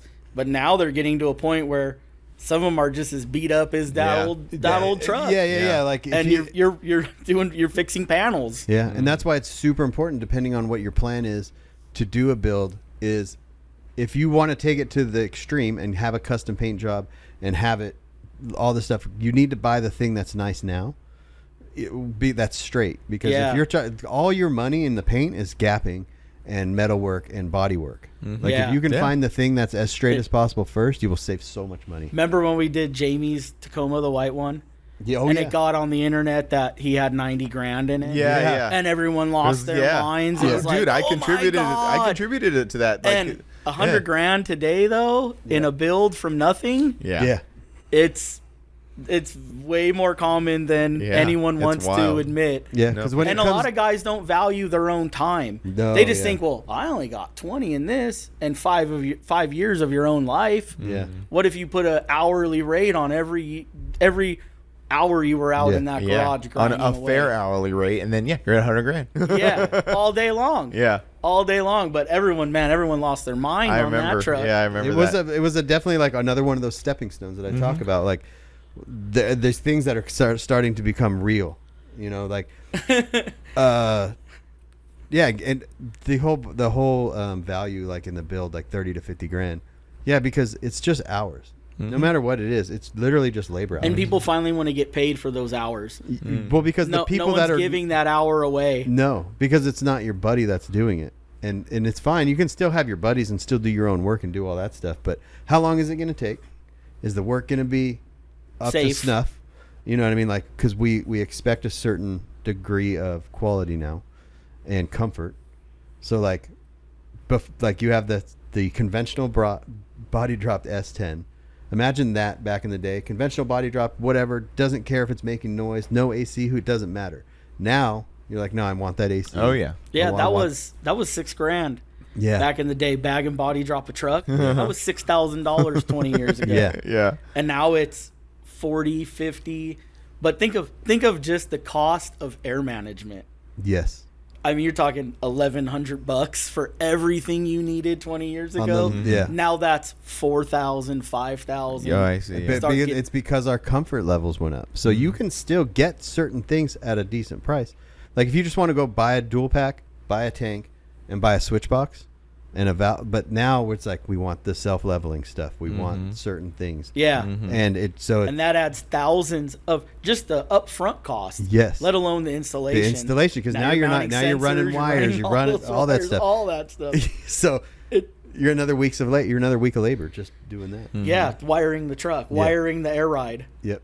And finishing the air ride. It's funny how you say it's the elephant in the room, because we had our podcast with Trevor Panda Built, and it came out, and I noticed a lot of the comments were like, I can't believe it costs that much. No way. What? I can't. Yeah. And it was like, I think we are in the transition period, but still and there's a lot of people in heavy denial too. Yeah. So with all that being said, do you think there's a breaking point in the scene where there's, like, for lack of a better term, street rods and rat rods? Yeah, that's like, a good question. Does it come like people that are building street rod level mini trucks, and then guys just, backyard boogie, get their truck down? I think there's a big mix between the two, and I'll give my truck's a good example of that, because you get under like you look at my truck and you drive my truck and you're like, this is a hot rod, this is a street rod. And then you look underneath my truck and you go, never mind. And it's not that the work is bad. It's just like, my truck was conventionally body dropped. We cut the conventional out of it, built a new floor. It's a little rough around some of the edges, right? To where, like, bury it in undercoat and bed liner. 100%. You know what I mean? Seam sealage. Yeah. So I think mini trucks and probably a lot of other car people or car whatever. There's a gray line there. Because you can have, like, what Frank is doing, and he's buying that complete chassis, which is like a street rod thing. But then, the Hell's Kitchen one? Yeah, the Hell's Kitchen. Andy, the disclaimer, I did not say that. That chassis is like... Sorry. That chassis is like swing set steering. It's got Wilwood front brakes, Wilwood Ford 9-inch. Everything's street rod about it.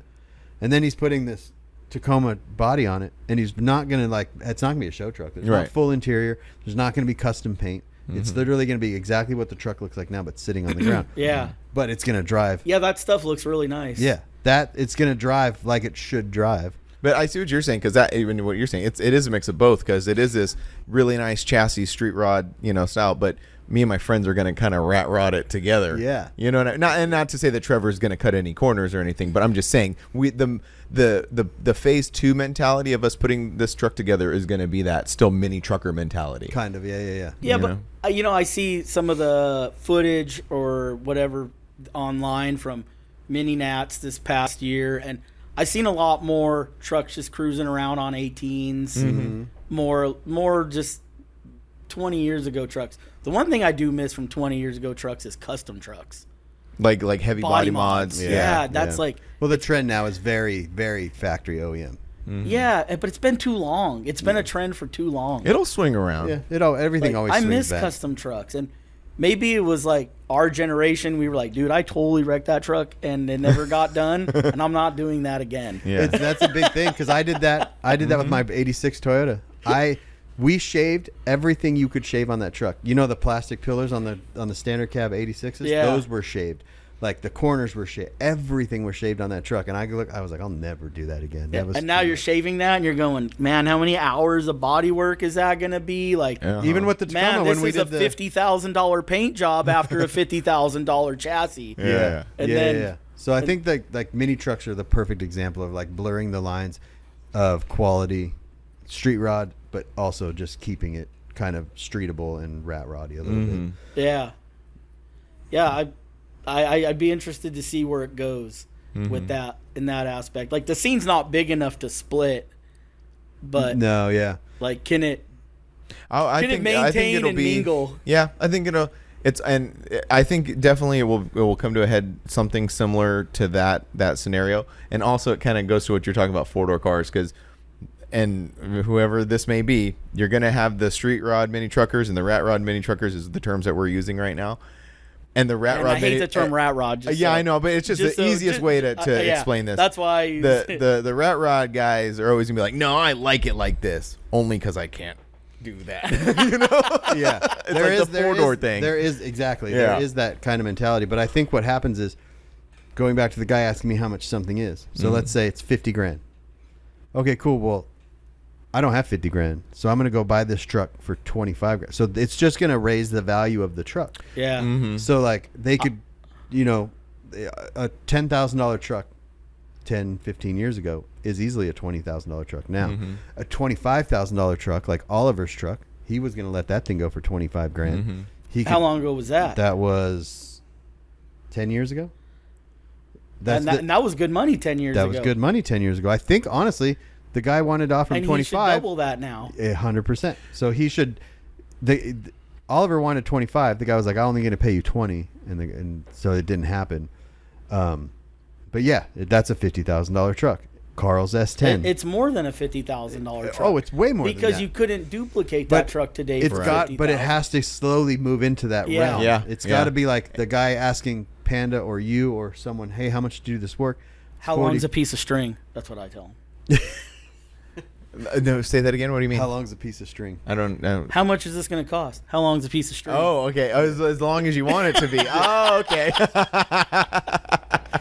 Yeah, I get it. Okay. The while you're there's costs more than the initial job. Yeah. Always. Oh, for every sure. time. Every single time.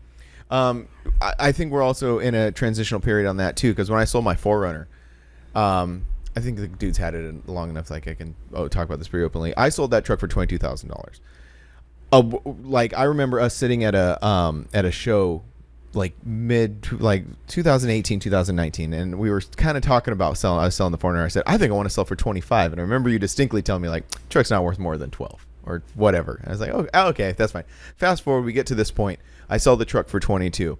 Everybody hears I sell the truck. How would you sell it for? And the first question I was asking, what do you think I sold it for? And some people shoot me, oh, it was 10 or 15. And then I would tell them, and they'd be like, no way, because it was like a pretty, like a lot of money. Everybody was saying that except for one person, and I'm sure you would have the same sentiment. Andy, the guy who's building my chassis, how much did you sell your truck for? I said, oh, I sold it for 22. He's like, that's it?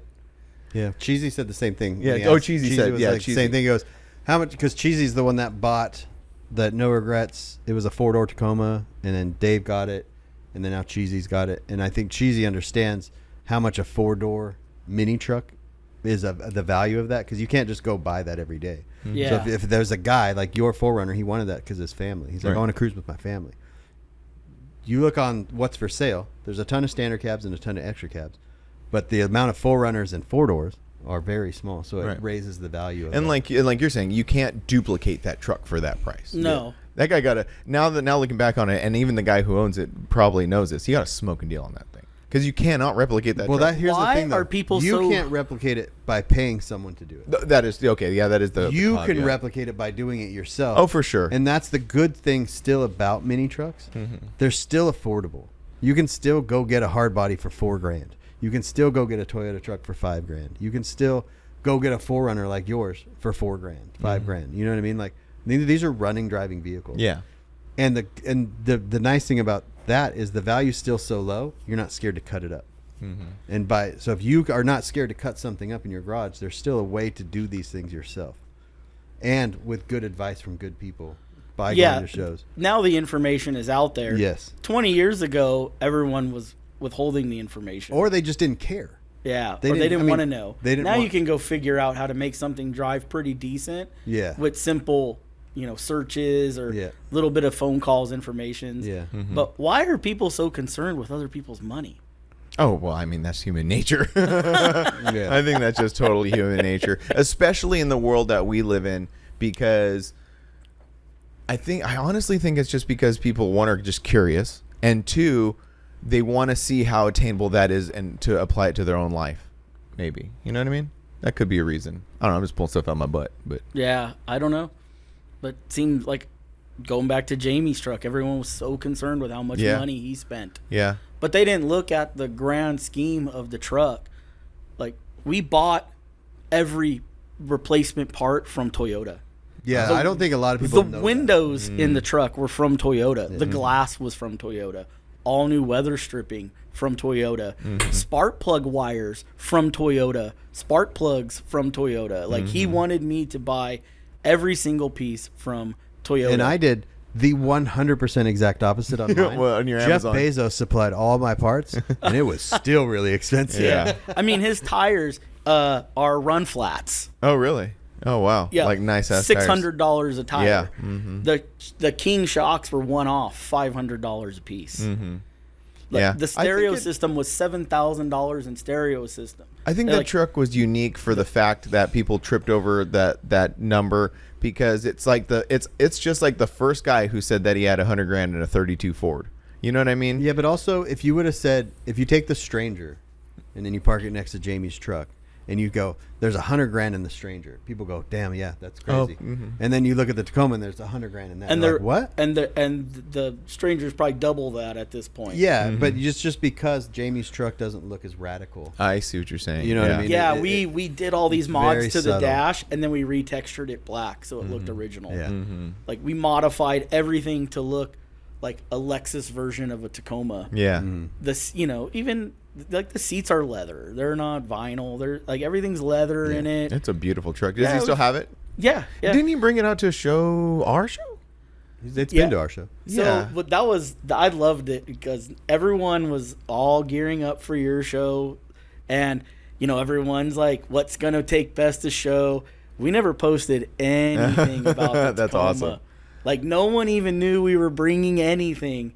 Like, and that's what we brought, and we won best of show.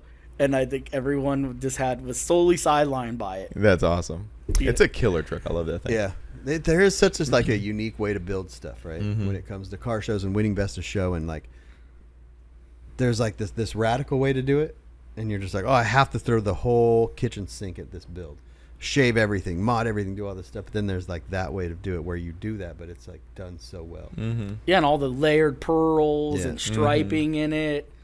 The paint was super radical but simple. I just remember The when- 'cause grill. he was I love talking my about- favorite part is the grill on that truck. Yeah, that like there's people that I remember under construction back in the Paris days, and there was guys that would just do these like they would touch every part of the truck, and you could tell they touched every part of the truck, but they just did it to a point where it was just obnoxious. That was big. Under Yeah. construction was probably one of the toughest classes Yeah. at a show. But there's like just because everything's modified doesn't necessarily mean it looks better or is designed better than this thing. Yeah. Where everything is also touched, but it's more massaged. That is like saying, like, look at, and this is your favorite example. That's like saying, look at this XB that we cut the roof off and beveled the windows on. Like. Well, so where does that leave, like, as far as your opinion, as far as club goes? We're talking this, quote unquote street rod, rat rod. So where do you set a standard for your club on, like, as a standard? Like, what is a standard, or is it just case by case? You mean like a standard for someone to get in your Yeah, club? for their vehicle? So this is a pretty interesting topic, because I think we're coming to this point where when I got in Forbidden, it was like you had nothing. I was lowered on 15-inch wheels. That was it. That truck shows that now. I'm like, no. But 10 years ago, whatever, it's like, okay, now you have to be bagged. Like, the rules for our club is you have to lay frame. You don't have to be body drop, but you got to lay frame. And it's got to be like super nice. It can't just be kind of ratty, whatever. Anyways, but now we're coming to this point where just a lower truck is cool now. Yeah. Like, there's cool static drop trucks because the trucks are old enough to become like almost like a resto mod. And that's only going to get more prevalent over the years, because if there was a clean 84 to 88, Yeah. that's That's completely stock. what I was going to bring up. I'm like, That is sick. That's the one that thing we is saw like at a ton. the thing. That guy rolled up in that standard cab 8995. It was white. Yeah. I was like looking at that more than I'm looking Yeah. at the body drop truck next to it, because that is almost harder to do what he did than this guy did what he did almost. Like, Yeah, so that's what I'm saying. So where does that leave you as a club? As a club, I don't know. I don't know. It's always case by Yeah. case. And our Yeah, You know. and it's the first static drop truck you let in and have a logo is going to be interesting. now it's the person. Yeah, and if you don't, but if you don't start, because the cost of entry into these vehicles anymore is so high. He brings that up If a lot. if you don't let that go, everything will die with us. Yeah. Like, so if you don't, I mean, as a young kid coming out of high school, the kid that's gonna bring this on and keep it going, and he's like, I like Forbidden Fantasy, I want to get in Forbidden Fantasy, I like No Regrets, but I don't have $100,000 to spend on a truck. Right. That's what he's saying. We've created this barrier to We entry become that our is, own like, worst so enemies, because crazy. we were that. We became this, which this is cool, right? But now this is going, like you said, this is going to end at some point in time, and it's hard anyways, because young kids aren't getting, mini trucks aren't cool to most of the kids, and the ones that they are cool with, whatever, like, it's just less and less and less. And There are Yeah, a few. so like to let those people go, like and shun them away because they can't afford all this other stuff.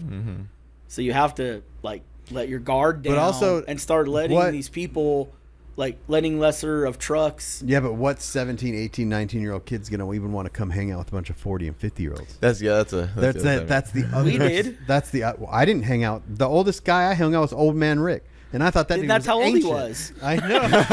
Yeah, how old? I realized that, and I looked at him at the show. I'm like, he doesn't seem that old. He's old, man. Old as dirt. You know what I'm saying? He's on tattooed on my arm. So Rick. So I was 17, 18 years old. And he was 45. And he still is. No. Now he's 55.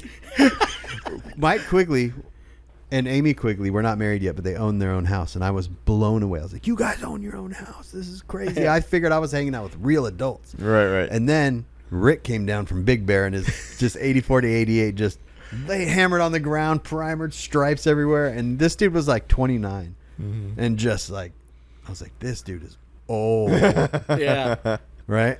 So that's the 10-year age gap. Yeah, Rick says the cops would pull other people over and be like, tell your friend with the zebra truck I'm going to get him.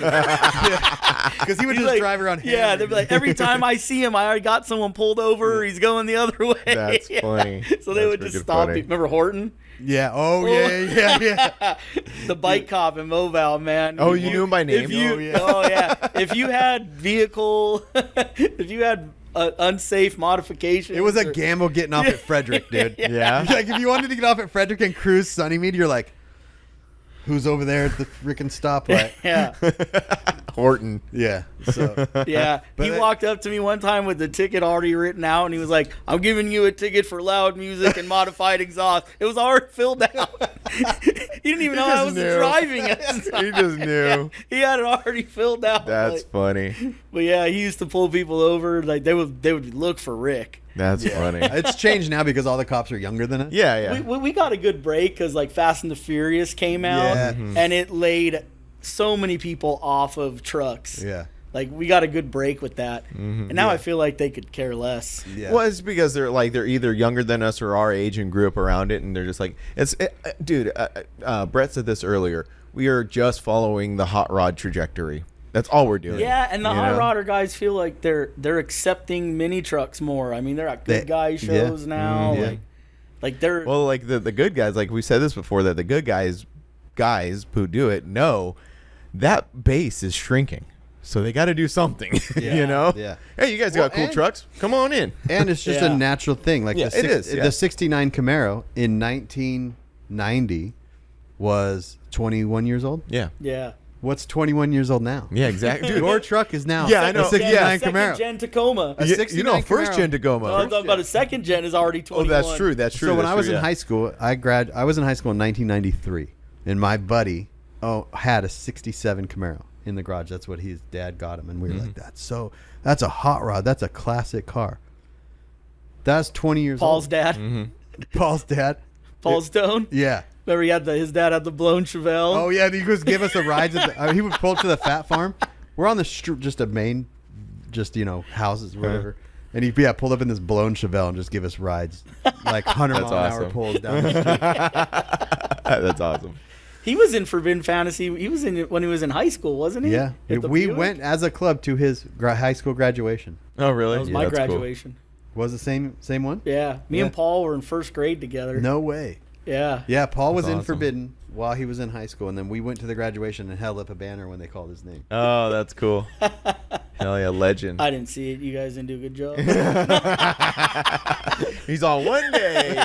He's like, one day I'm not going to be in that club. Yeah, one day not gonna be dumb. that close. Yeah. Remember when Merino Valley they had like the voting time was coming. Oh, the they had no on on F, and we made the no on Yeah. F sign. Iconic photo is whose van was that? That was Brian Garcia's Yeah. van. Oh yeah, little Brian. Tiny. Yeah. Or Chris was holding it out. Yeah, Amy and Chris. Chris was holding the no on FFF. Yeah. That's funny. Little did we know that was a felony. Yeah. Oh really? Taking campaign Oh, because there signs, came. campaign Oh, that's signs. right. Yeah, cutting them up. Yeah. You do that now, you Yeah. We were just making sure everyone knew it was F that they were Yeah. voting on. We wanted to put it 3 times. In a row. Yeah. That was a council run. I remember that. I remember was that too. Irvine Lakes. or Yeah. something. Because my club at the time. It's so funny how like all of this stuff exists at the same time but separately. Like you guys are doing all that stuff. My thing was we had just gotten rid of our Orange County chapter, and so they something on the internet, and one of the Orange County guys goes, because we were Twisted Obsessions, and they're all like, all I gotta say is Twisted Who. So we had these shirts made that said Twisted Who, and then on the back said Obsessions Bitch. And like, so it's just funny how all of this like is all existing in this little ecosystem, all these little different things happening. Very funny. Oh man. Very funny. Oh yeah, that was good times. Very good times. Even on my end. But do you want to talk about Ernie's Impala a little bit? Just about like that, like its existence, building it, like was what it is now always the plan in the beginning? No. It just sort of snowballed into what it was. Pink was always in the plan. So, I mean, God, how many cars did I build for Ernie over all the years?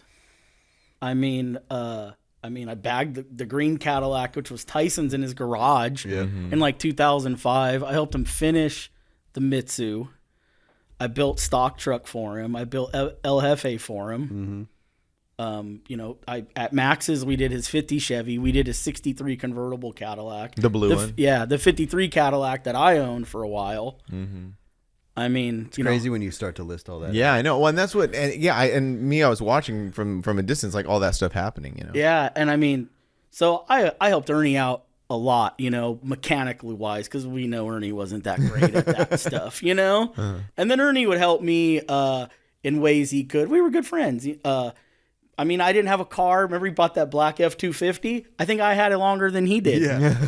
I put more miles. There was a time when someone needed to borrow it, and Ernie was like, well, cool, you got to give Steve a car. Yeah. So I have some random person's car that wanted to borrow Ernie's Was truck. that the V10? That's funny. Yeah. Yeah, I borrowed that one time.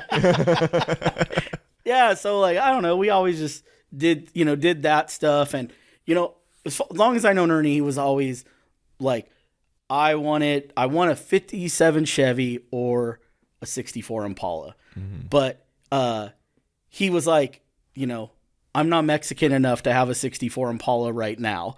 Like that was what he used to say. Yeah. So as he got older, because he was like a mini trucker, and I just think he was young. Uh-huh. Oh, I see. So like as he got older, he was like, you know what, man, He realized it didn't matter. Yeah, he got to a point where it was like, I want to build what I want to build, and right now I want a 64 Impala. Mm-hmm. And there was the Bloody Mary, which was built by Alan Duke. Mm-hmm. So the Bloody Mary was like the third rendition of that car. Is the Bloody Mary the one that has like gray in the middle? Yeah, Howard Gribble redid it, and Starlight built it. Yeah. It's like the red and the gray. Mm-hmm. So the second version of that car was pink. Oh, okay. Yeah, so the car, like, I think it got wrecked or something, and it became pink. Mm-hmm. So Ernie always loved that car.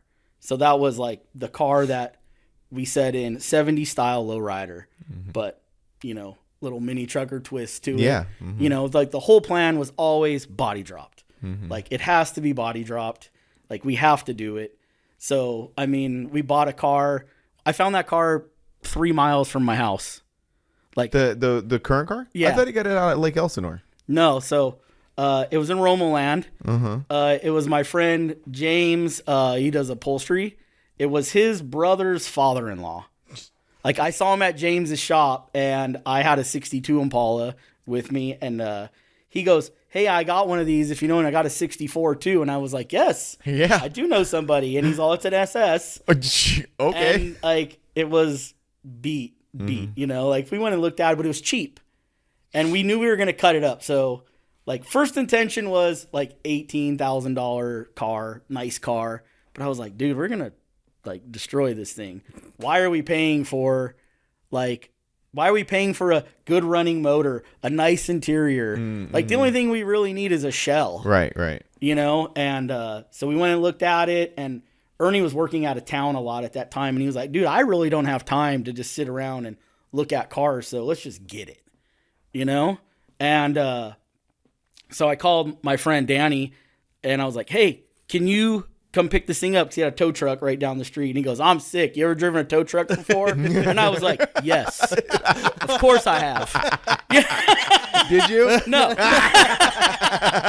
Yeah. Like, of course. Of course I have. So I get to his house, and he's like, you know how to drive this? I was like, Yep. just tell me how to turn the PTO on, you know? Uh-huh. So he shows me. So, you know, I had the greatest time of my life That's playing so tow truck awesome. driver, you know? That's sick. And so, yeah, we brought it back, and we started going at it. You know, we got it. A body drop LS was like the first thing we did. Mm-hmm. And backwards from most of what Ernie had ever kind of done, you know, he always, you know, kind of made things look cool. Go to Pep Boys, buy all the little gadgets and trinkets. So we get the car running and driving. We get the body kind of put together, primer it. And I think we were a couple years in at that point. That was when it was white and stuff. Yeah, and he drove it for a few years that way, and then he was ready. It's like, let's do it, man. And he sold El Jefe to paint it. Mm-hmm. That was the main reason behind selling the truck. Oh, interesting. Okay. So I had Benny had come up. Benny Flores was at my shop, and Ernie was there, and they were talking about colors and price and all that. And Ernie at that time was up in the air about pink or green. It was like a teal color. He posted some renderings of it in that color. Mm-hmm. And Benny goes, "Man, I make a killer pink," and that was that was awesome. what sold it. That's cool. I could imagine a world where that car was green. That'd be so weird. Yeah, but pink was always the original plan. Yeah. He had just, you know, as things take time, you always try something else. Especially when you're about to invest that much money, you're like, am I sure? Yeah. Am I sure? So it was originally set to be pink with a flake top. Mm-hmm. That was it.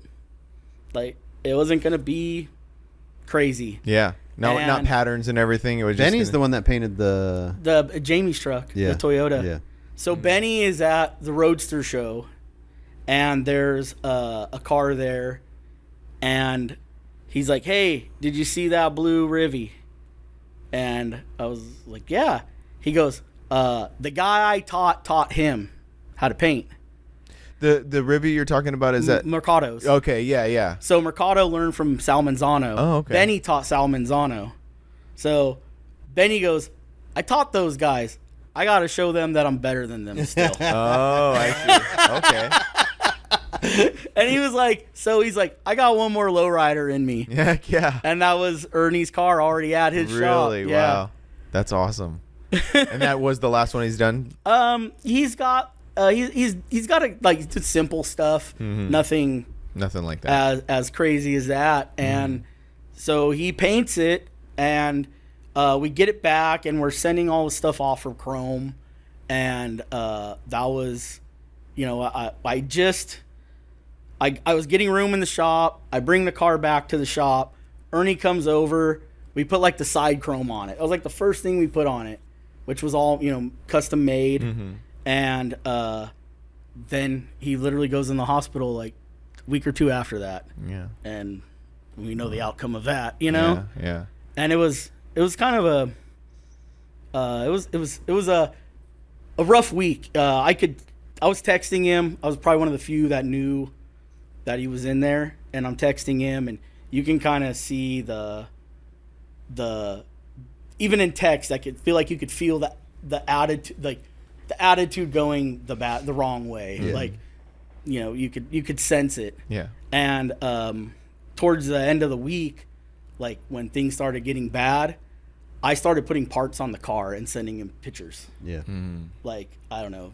Just Something. something. Like, Yeah. there's nothing you can do. Right. Right. You're Yeah. sitting back. That's the only thing you know how to do. There's nothing to do. So I'm like, not like he doesn't have plenty of million other reasons to be alive. But I'm like, I'm going to send you pictures of bumpers on your car, and maybe this will pump you up, you know? Yeah. Like he doesn't have enough reasons. But No, yeah.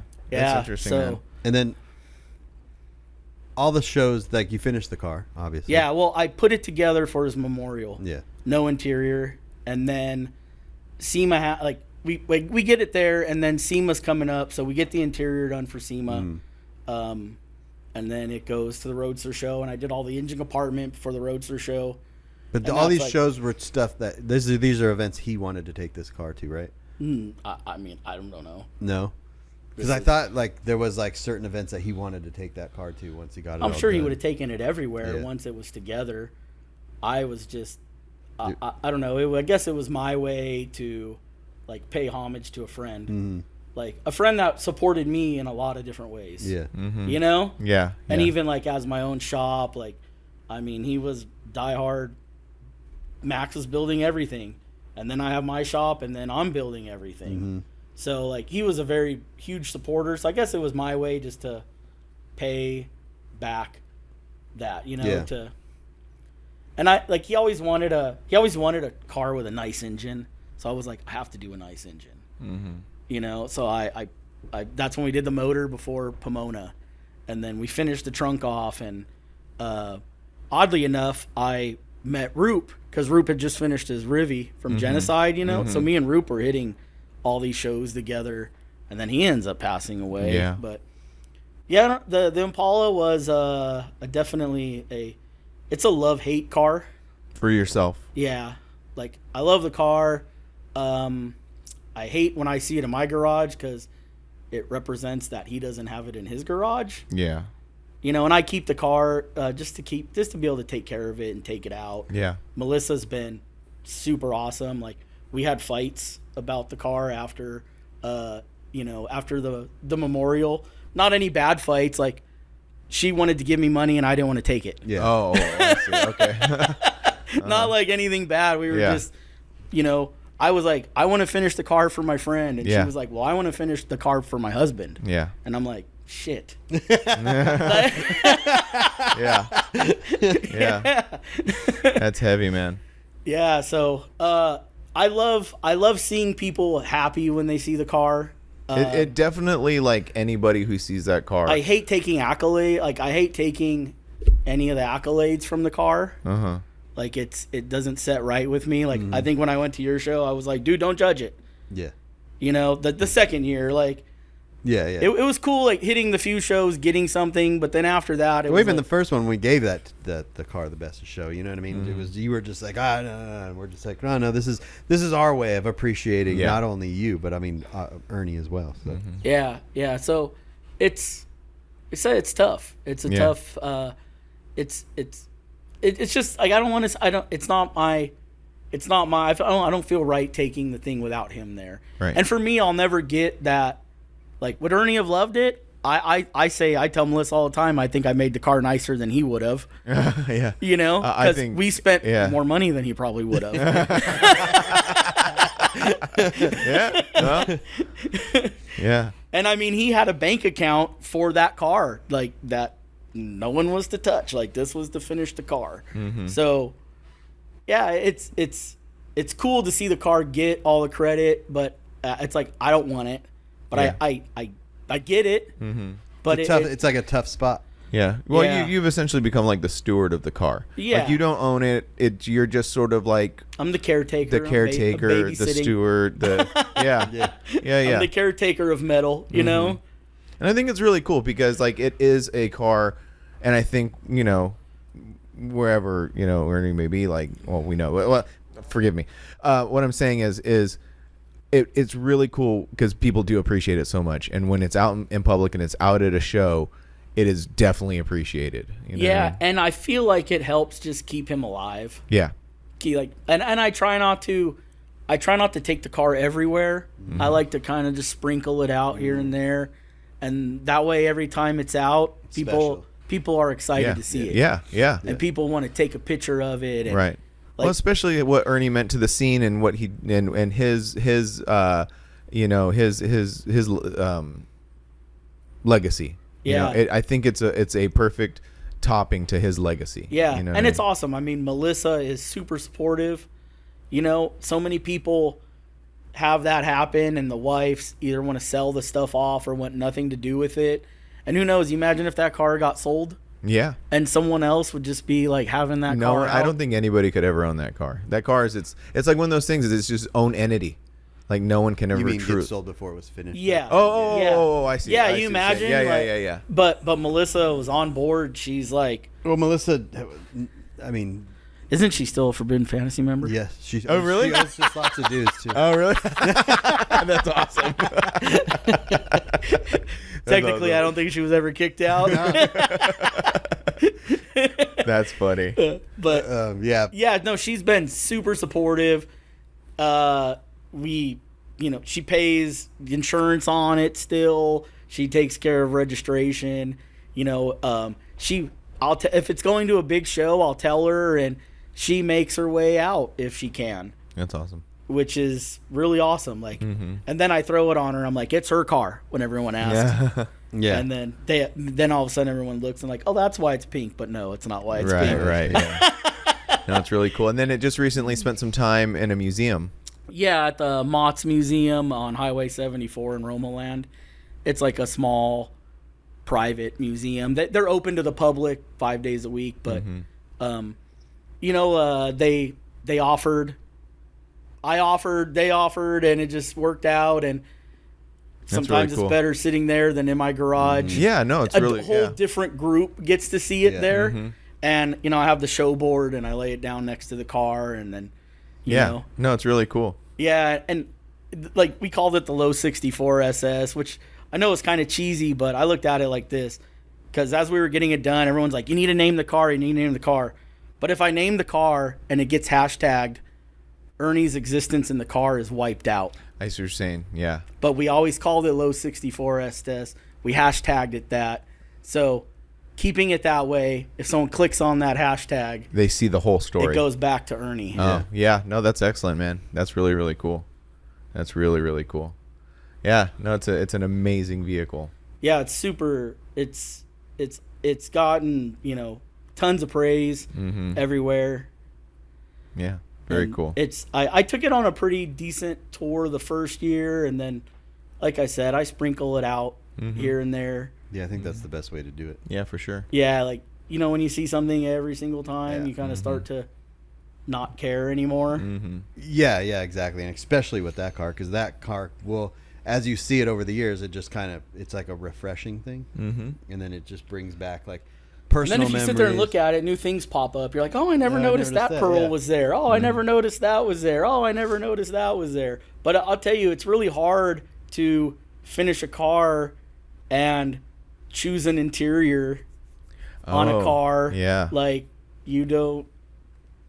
I mean, I had ideas of what he wanted, but Yeah, but never really that, like, it was had just a your discussion. was it just your input on that? Did you make those decisions? I went to Ron Mangus, and I had a couple ideas, and he kind of, I think my ideas that I gave him, he understood them, and he pulled it out, because it was really tough, because you have a pink car, you're like, you committed to pink car, right? Yeah. Put a loud interior in it. Right. But I know when we were finishing the car, the 63 Cadillac had a white interior, and like I had a white interior, like they're a pain. And Ernie was like, man, I don't want white. He's like, I want black because I want to be able to drive it. So it's like knowing that going into it, but knowing it's like, dude, we could go wild. Yeah. But it's like, let's tone it down. Let's not let the inside of the car Overshadow detract the the outside. outside of the car. Right, yeah. And so I wanted to do a nice brocade cloth in there. And actually that is a Cadillac brocade. Oh, really? From like a late 50s Cadillac that's in nice. the seat. So Ernie with the Cadillac. So Yeah, dude, that's great. it kind of played into it. Yeah. And then, he had the 8-inch chain in there. And it's like, man, we have a nice car now. Do we really want to run a chain steering wheel in a nice car? Yeah. And then Christian was making those epoxy chain wheels. Oh, is that Cruisewell. Cruisewell, yeah. Yeah, so he's doing those, but he was doing one run of them.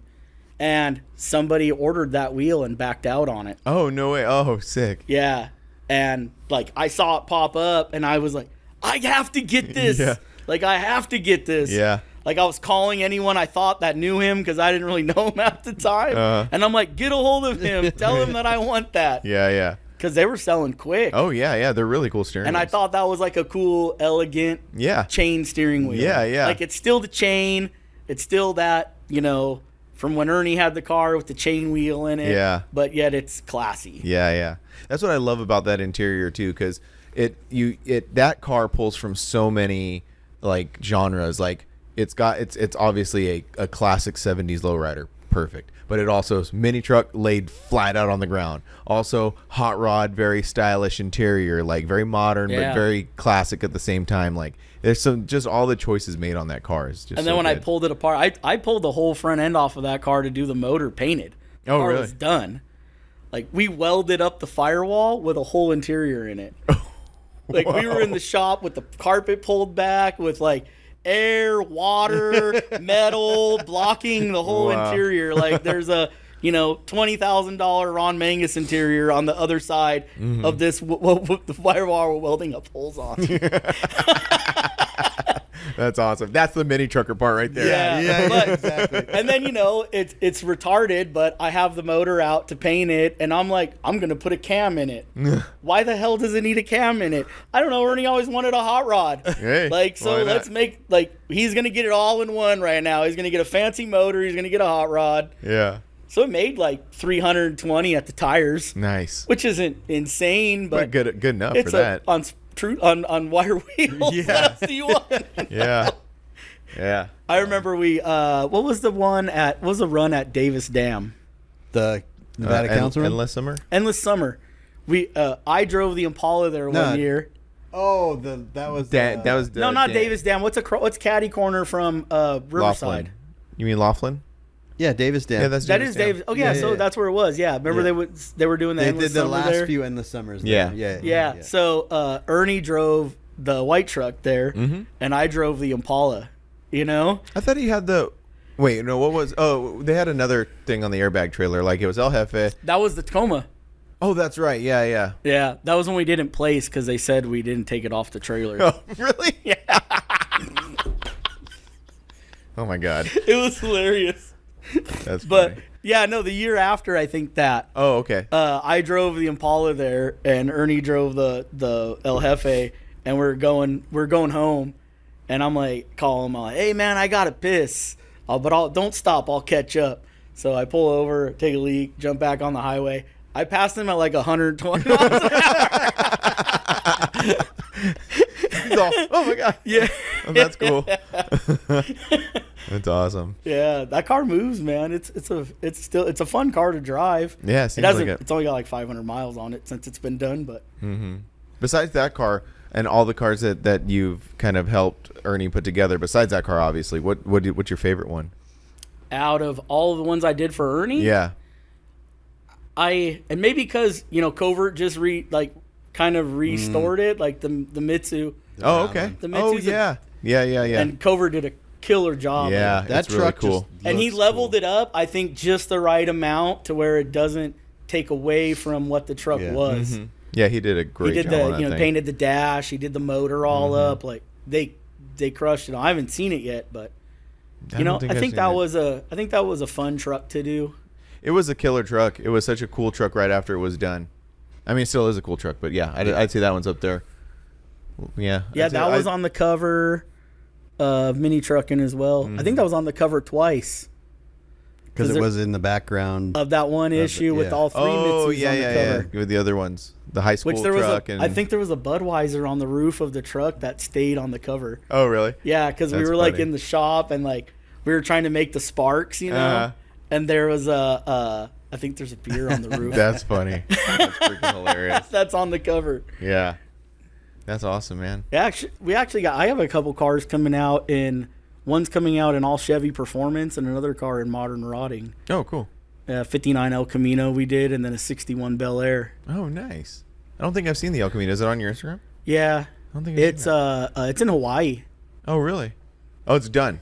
Yeah. Well, obviously, because it's getting featured. Yeah. It's black, like a red interior, supercharged LS. Heck yeah. Dang. Yeah, it's a nice car. What's in the shop now that you got it, that you're working on? The 30s cars. Yeah, 30s, 30s cars, cars? and I have a 60 Coupe de Ville. No mini trucks lined up? I have a we're doing a C10 for he's got an old. I just saw a post on it like today or yesterday on that 90s truck scene. Mm-hmm. They chopped the dude's extended cab OBS at a show. So he has a chopped doored IF truck. We're doing a C10 for him. Oh, nice. We chopped it. I was like, cool, body mods. Have you thought about, I mean, you did the Suzuki and stuff, but have you thought about anything that you want to do Personally? in the future for you personally? Yeah, I don't know. The Suzuki wasn't really my... It wasn't your thing from the beginning. You Right. It was like a Yeah. customer's car, right? Yeah, and then he sold it, and then I bought it off of the person he sold it to. But is there anything that you're just like, I think one day I want to do this? No, I don't know. I don't think so. I don't really have anything specific in mind. I mean, I know I will. It'll probably be more as of odd like, as it is. It's hard to go after the Suzuki because the Suzuki is just over the top, and it just gets so much attention anywhere. It'd be hard just pulling in like a regular truck. So you're having fun with that one. Oh, it's a blast. That's cool. It's super fun. Yeah. It gets so much attention. It's crazy. Oh, yeah, 'cause I've never it's- been filmed driving on the road. Yeah. This tiny little thing on gigantic freaking wheels. Yeah. This high off the ground. Is it how the stock? I've obviously I've seen it a bunch of times, like, you know, when you brought to LST and stuff, but it's the stock motor and everything? Yeah. Okay. I put a 1.6 head and an Iski cam on it, though. Nice. So now it's probably like 65 horsepower. Hell yeah. now it gets out of it. Now it gets up to speed. Hell yeah. Did I put 456 gears in the I was rear going to say, end? what's the cruising speed on that thing? It'll cruise 70, 75. Really? I drove it to a date And get 85 miles to the gallon. I drove it to State Line one year. Yeah. That's cool. Yeah, I remember that. Yeah. Because you debuted it at LST a few years ago. Yeah. Yeah, and then you've taken it to like a handful of shows here and there. Yeah, It's I just- took it to your guys' show when it was on the parking garage. Oh, that's right. Yeah. And then I took it the year before last. You know what makes that car truck thing interesting also is it's the hardtop version of a Yeah. Samurai. Mhm. I think Yeah. if it was the convertible version, I don't think it would have the same kind of like. Same What's impact? cool Yeah. about having the tin top is you get more for rear tire. That like without Oh, that, that makes sense. because it cuts down to that body line in the back. So you can't. I don't even think you can fit an 18 underneath it. And now it's got 22s. Yeah, it's got a 20 in the Oh, back. 20. 18s in the front, 20s in the back. Oh, why did I think it had like 22s all the way around or something? Maybe because it's so it just tiny. looks massive. Yeah, it No, just it's- looks massive. Dude, it drives on the ground. It turns almost like you can turn So one full sick. turn at any height. It's So like sick. you can park it on the ground. Mm-hmm. It has no overhang, so it doesn't really like hit going in or out. Do you have a lot of people hitting you up for it? Yeah, there's always somebody that. But I remember when you first did it, and I think it was LS2 when you brought it out, and you're like, I have this thing. I will sell it, but it's not for what you think it is. Yeah. Again, like we were talking That's about, exactly what we're would it talking take about. to recreate that? That was a tough build to package. I bet. Like fitting air compressors, fitting valves, fitting suspension, fitting Mm-hmm. tires, fitting seats. Like, I mean, it's a 80-inch wheelbase. That's wild. It's a go-kart. Yeah. Yeah, it's the original mini SUV. Yeah, oh yeah. Safari. Hell yeah. I gotta pee, so All right. Where are we at? We're at over 2 hours. Oh, And wow. It's almost closing time for the shop over here. Oh. All So right. we're It sounds pretty, like so we're done. I mean, you want to call it that? You want to call it that? Sure. Do you got anything else you want to talk about? I think we can revisit this at some point in time. I think so. Yeah. I think it's fun. It's like, been fun. Yeah. Like just casual conversation That's all what I over was the saying. damn place. Yeah, But that's what I'm saying. It's not like okay, now this next question. It's Well, sort of and no like matter this how long we talk, there's always right as soon as we stop, we go, "Do we forgot to talk about that?" Oh yeah. Yeah. So you I almost forgot to talk about the samurai. That's why I brought it up just now. I don't know. I think I've done quite a few things in my day so for far. sure, man. You're one of those guys that you don't have a huge social media presence, and you I'm don't. not good at it. Well, the thing is like, and then you're also just do your work, and then that's it. Mm-hmm. Like you're not out there talking about it all the time. You're just doing the thing, making cool things. I don't know if people find the time to do so much posting. You would be very surprised how much time people have to talk about themselves. Oh. Like quite a bit. And granted, that is part of the job sometimes to get clients. Yeah. You're really fortunate that you're into this thing where they just kind of come to you. Yeah, I've never spent $1 on advertising or anything. Yeah. And a lot Like of people I used to give Ernie crap all the time. We were like, because he was good at self promotion. Yeah. And I am the opposite. And when I go to shows, man, I want to have a good time. Yeah, I'm yeah, going there for chill. fun. Mhm. I'm not going there like, what am I going to set up a booth and be like, yeah, man, will you do my truck? Be like, cool, bring it in 3 years. Right. Yeah. Yeah. There's definitely like some shops out there that do that, and they need to do that because their overhead is so high. And like, like I get it, but like your whole entire situation is like perfect. Mm-hmm. Yeah. I wish I could do more trucks. Like, I enjoy the trucks. I think they're fun. I think everyone that works at the shop likes to do the trucks. It's just not who's beating down my door. How many people do you have working for you, or is it just you? Or No. I have 2 to 3, just depending on what's going on. Well, yeah, at any given time, kind of thing. Yeah. Well, we always say like there's not a lot of shops out there that are willing to build mini trucks, let alone building them at all. And even the 30s cars that I get, they're all like the bastard ones that you can't buy prefabbed parts for. Like, you're not buying a frame from TCI. It's always the odd ones. Yeah.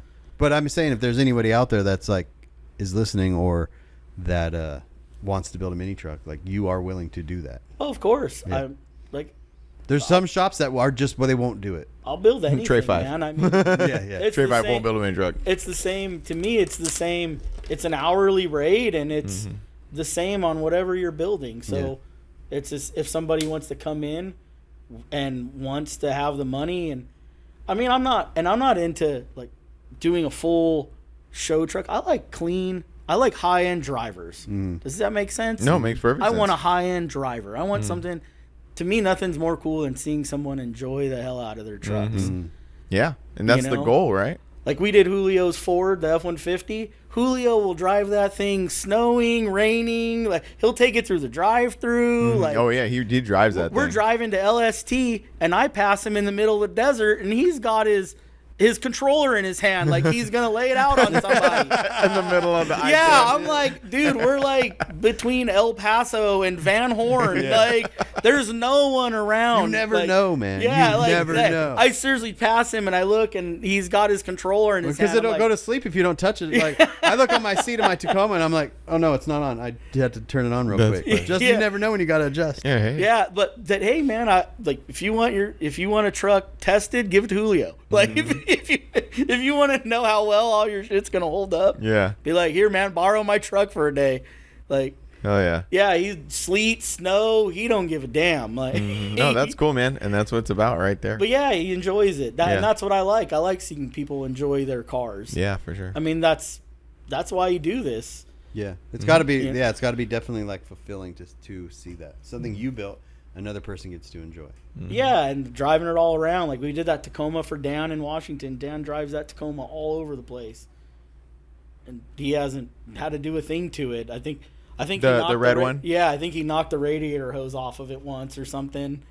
You know, the Tacoma radiator. Yeah, really yeah. low. I think he Yeah. like pulled the hose off of That, it. I like his truck. It's what I want. I mean, he has nice billet wheels, but it's basically just Yeah. a really clean stock truck laid out. Yeah.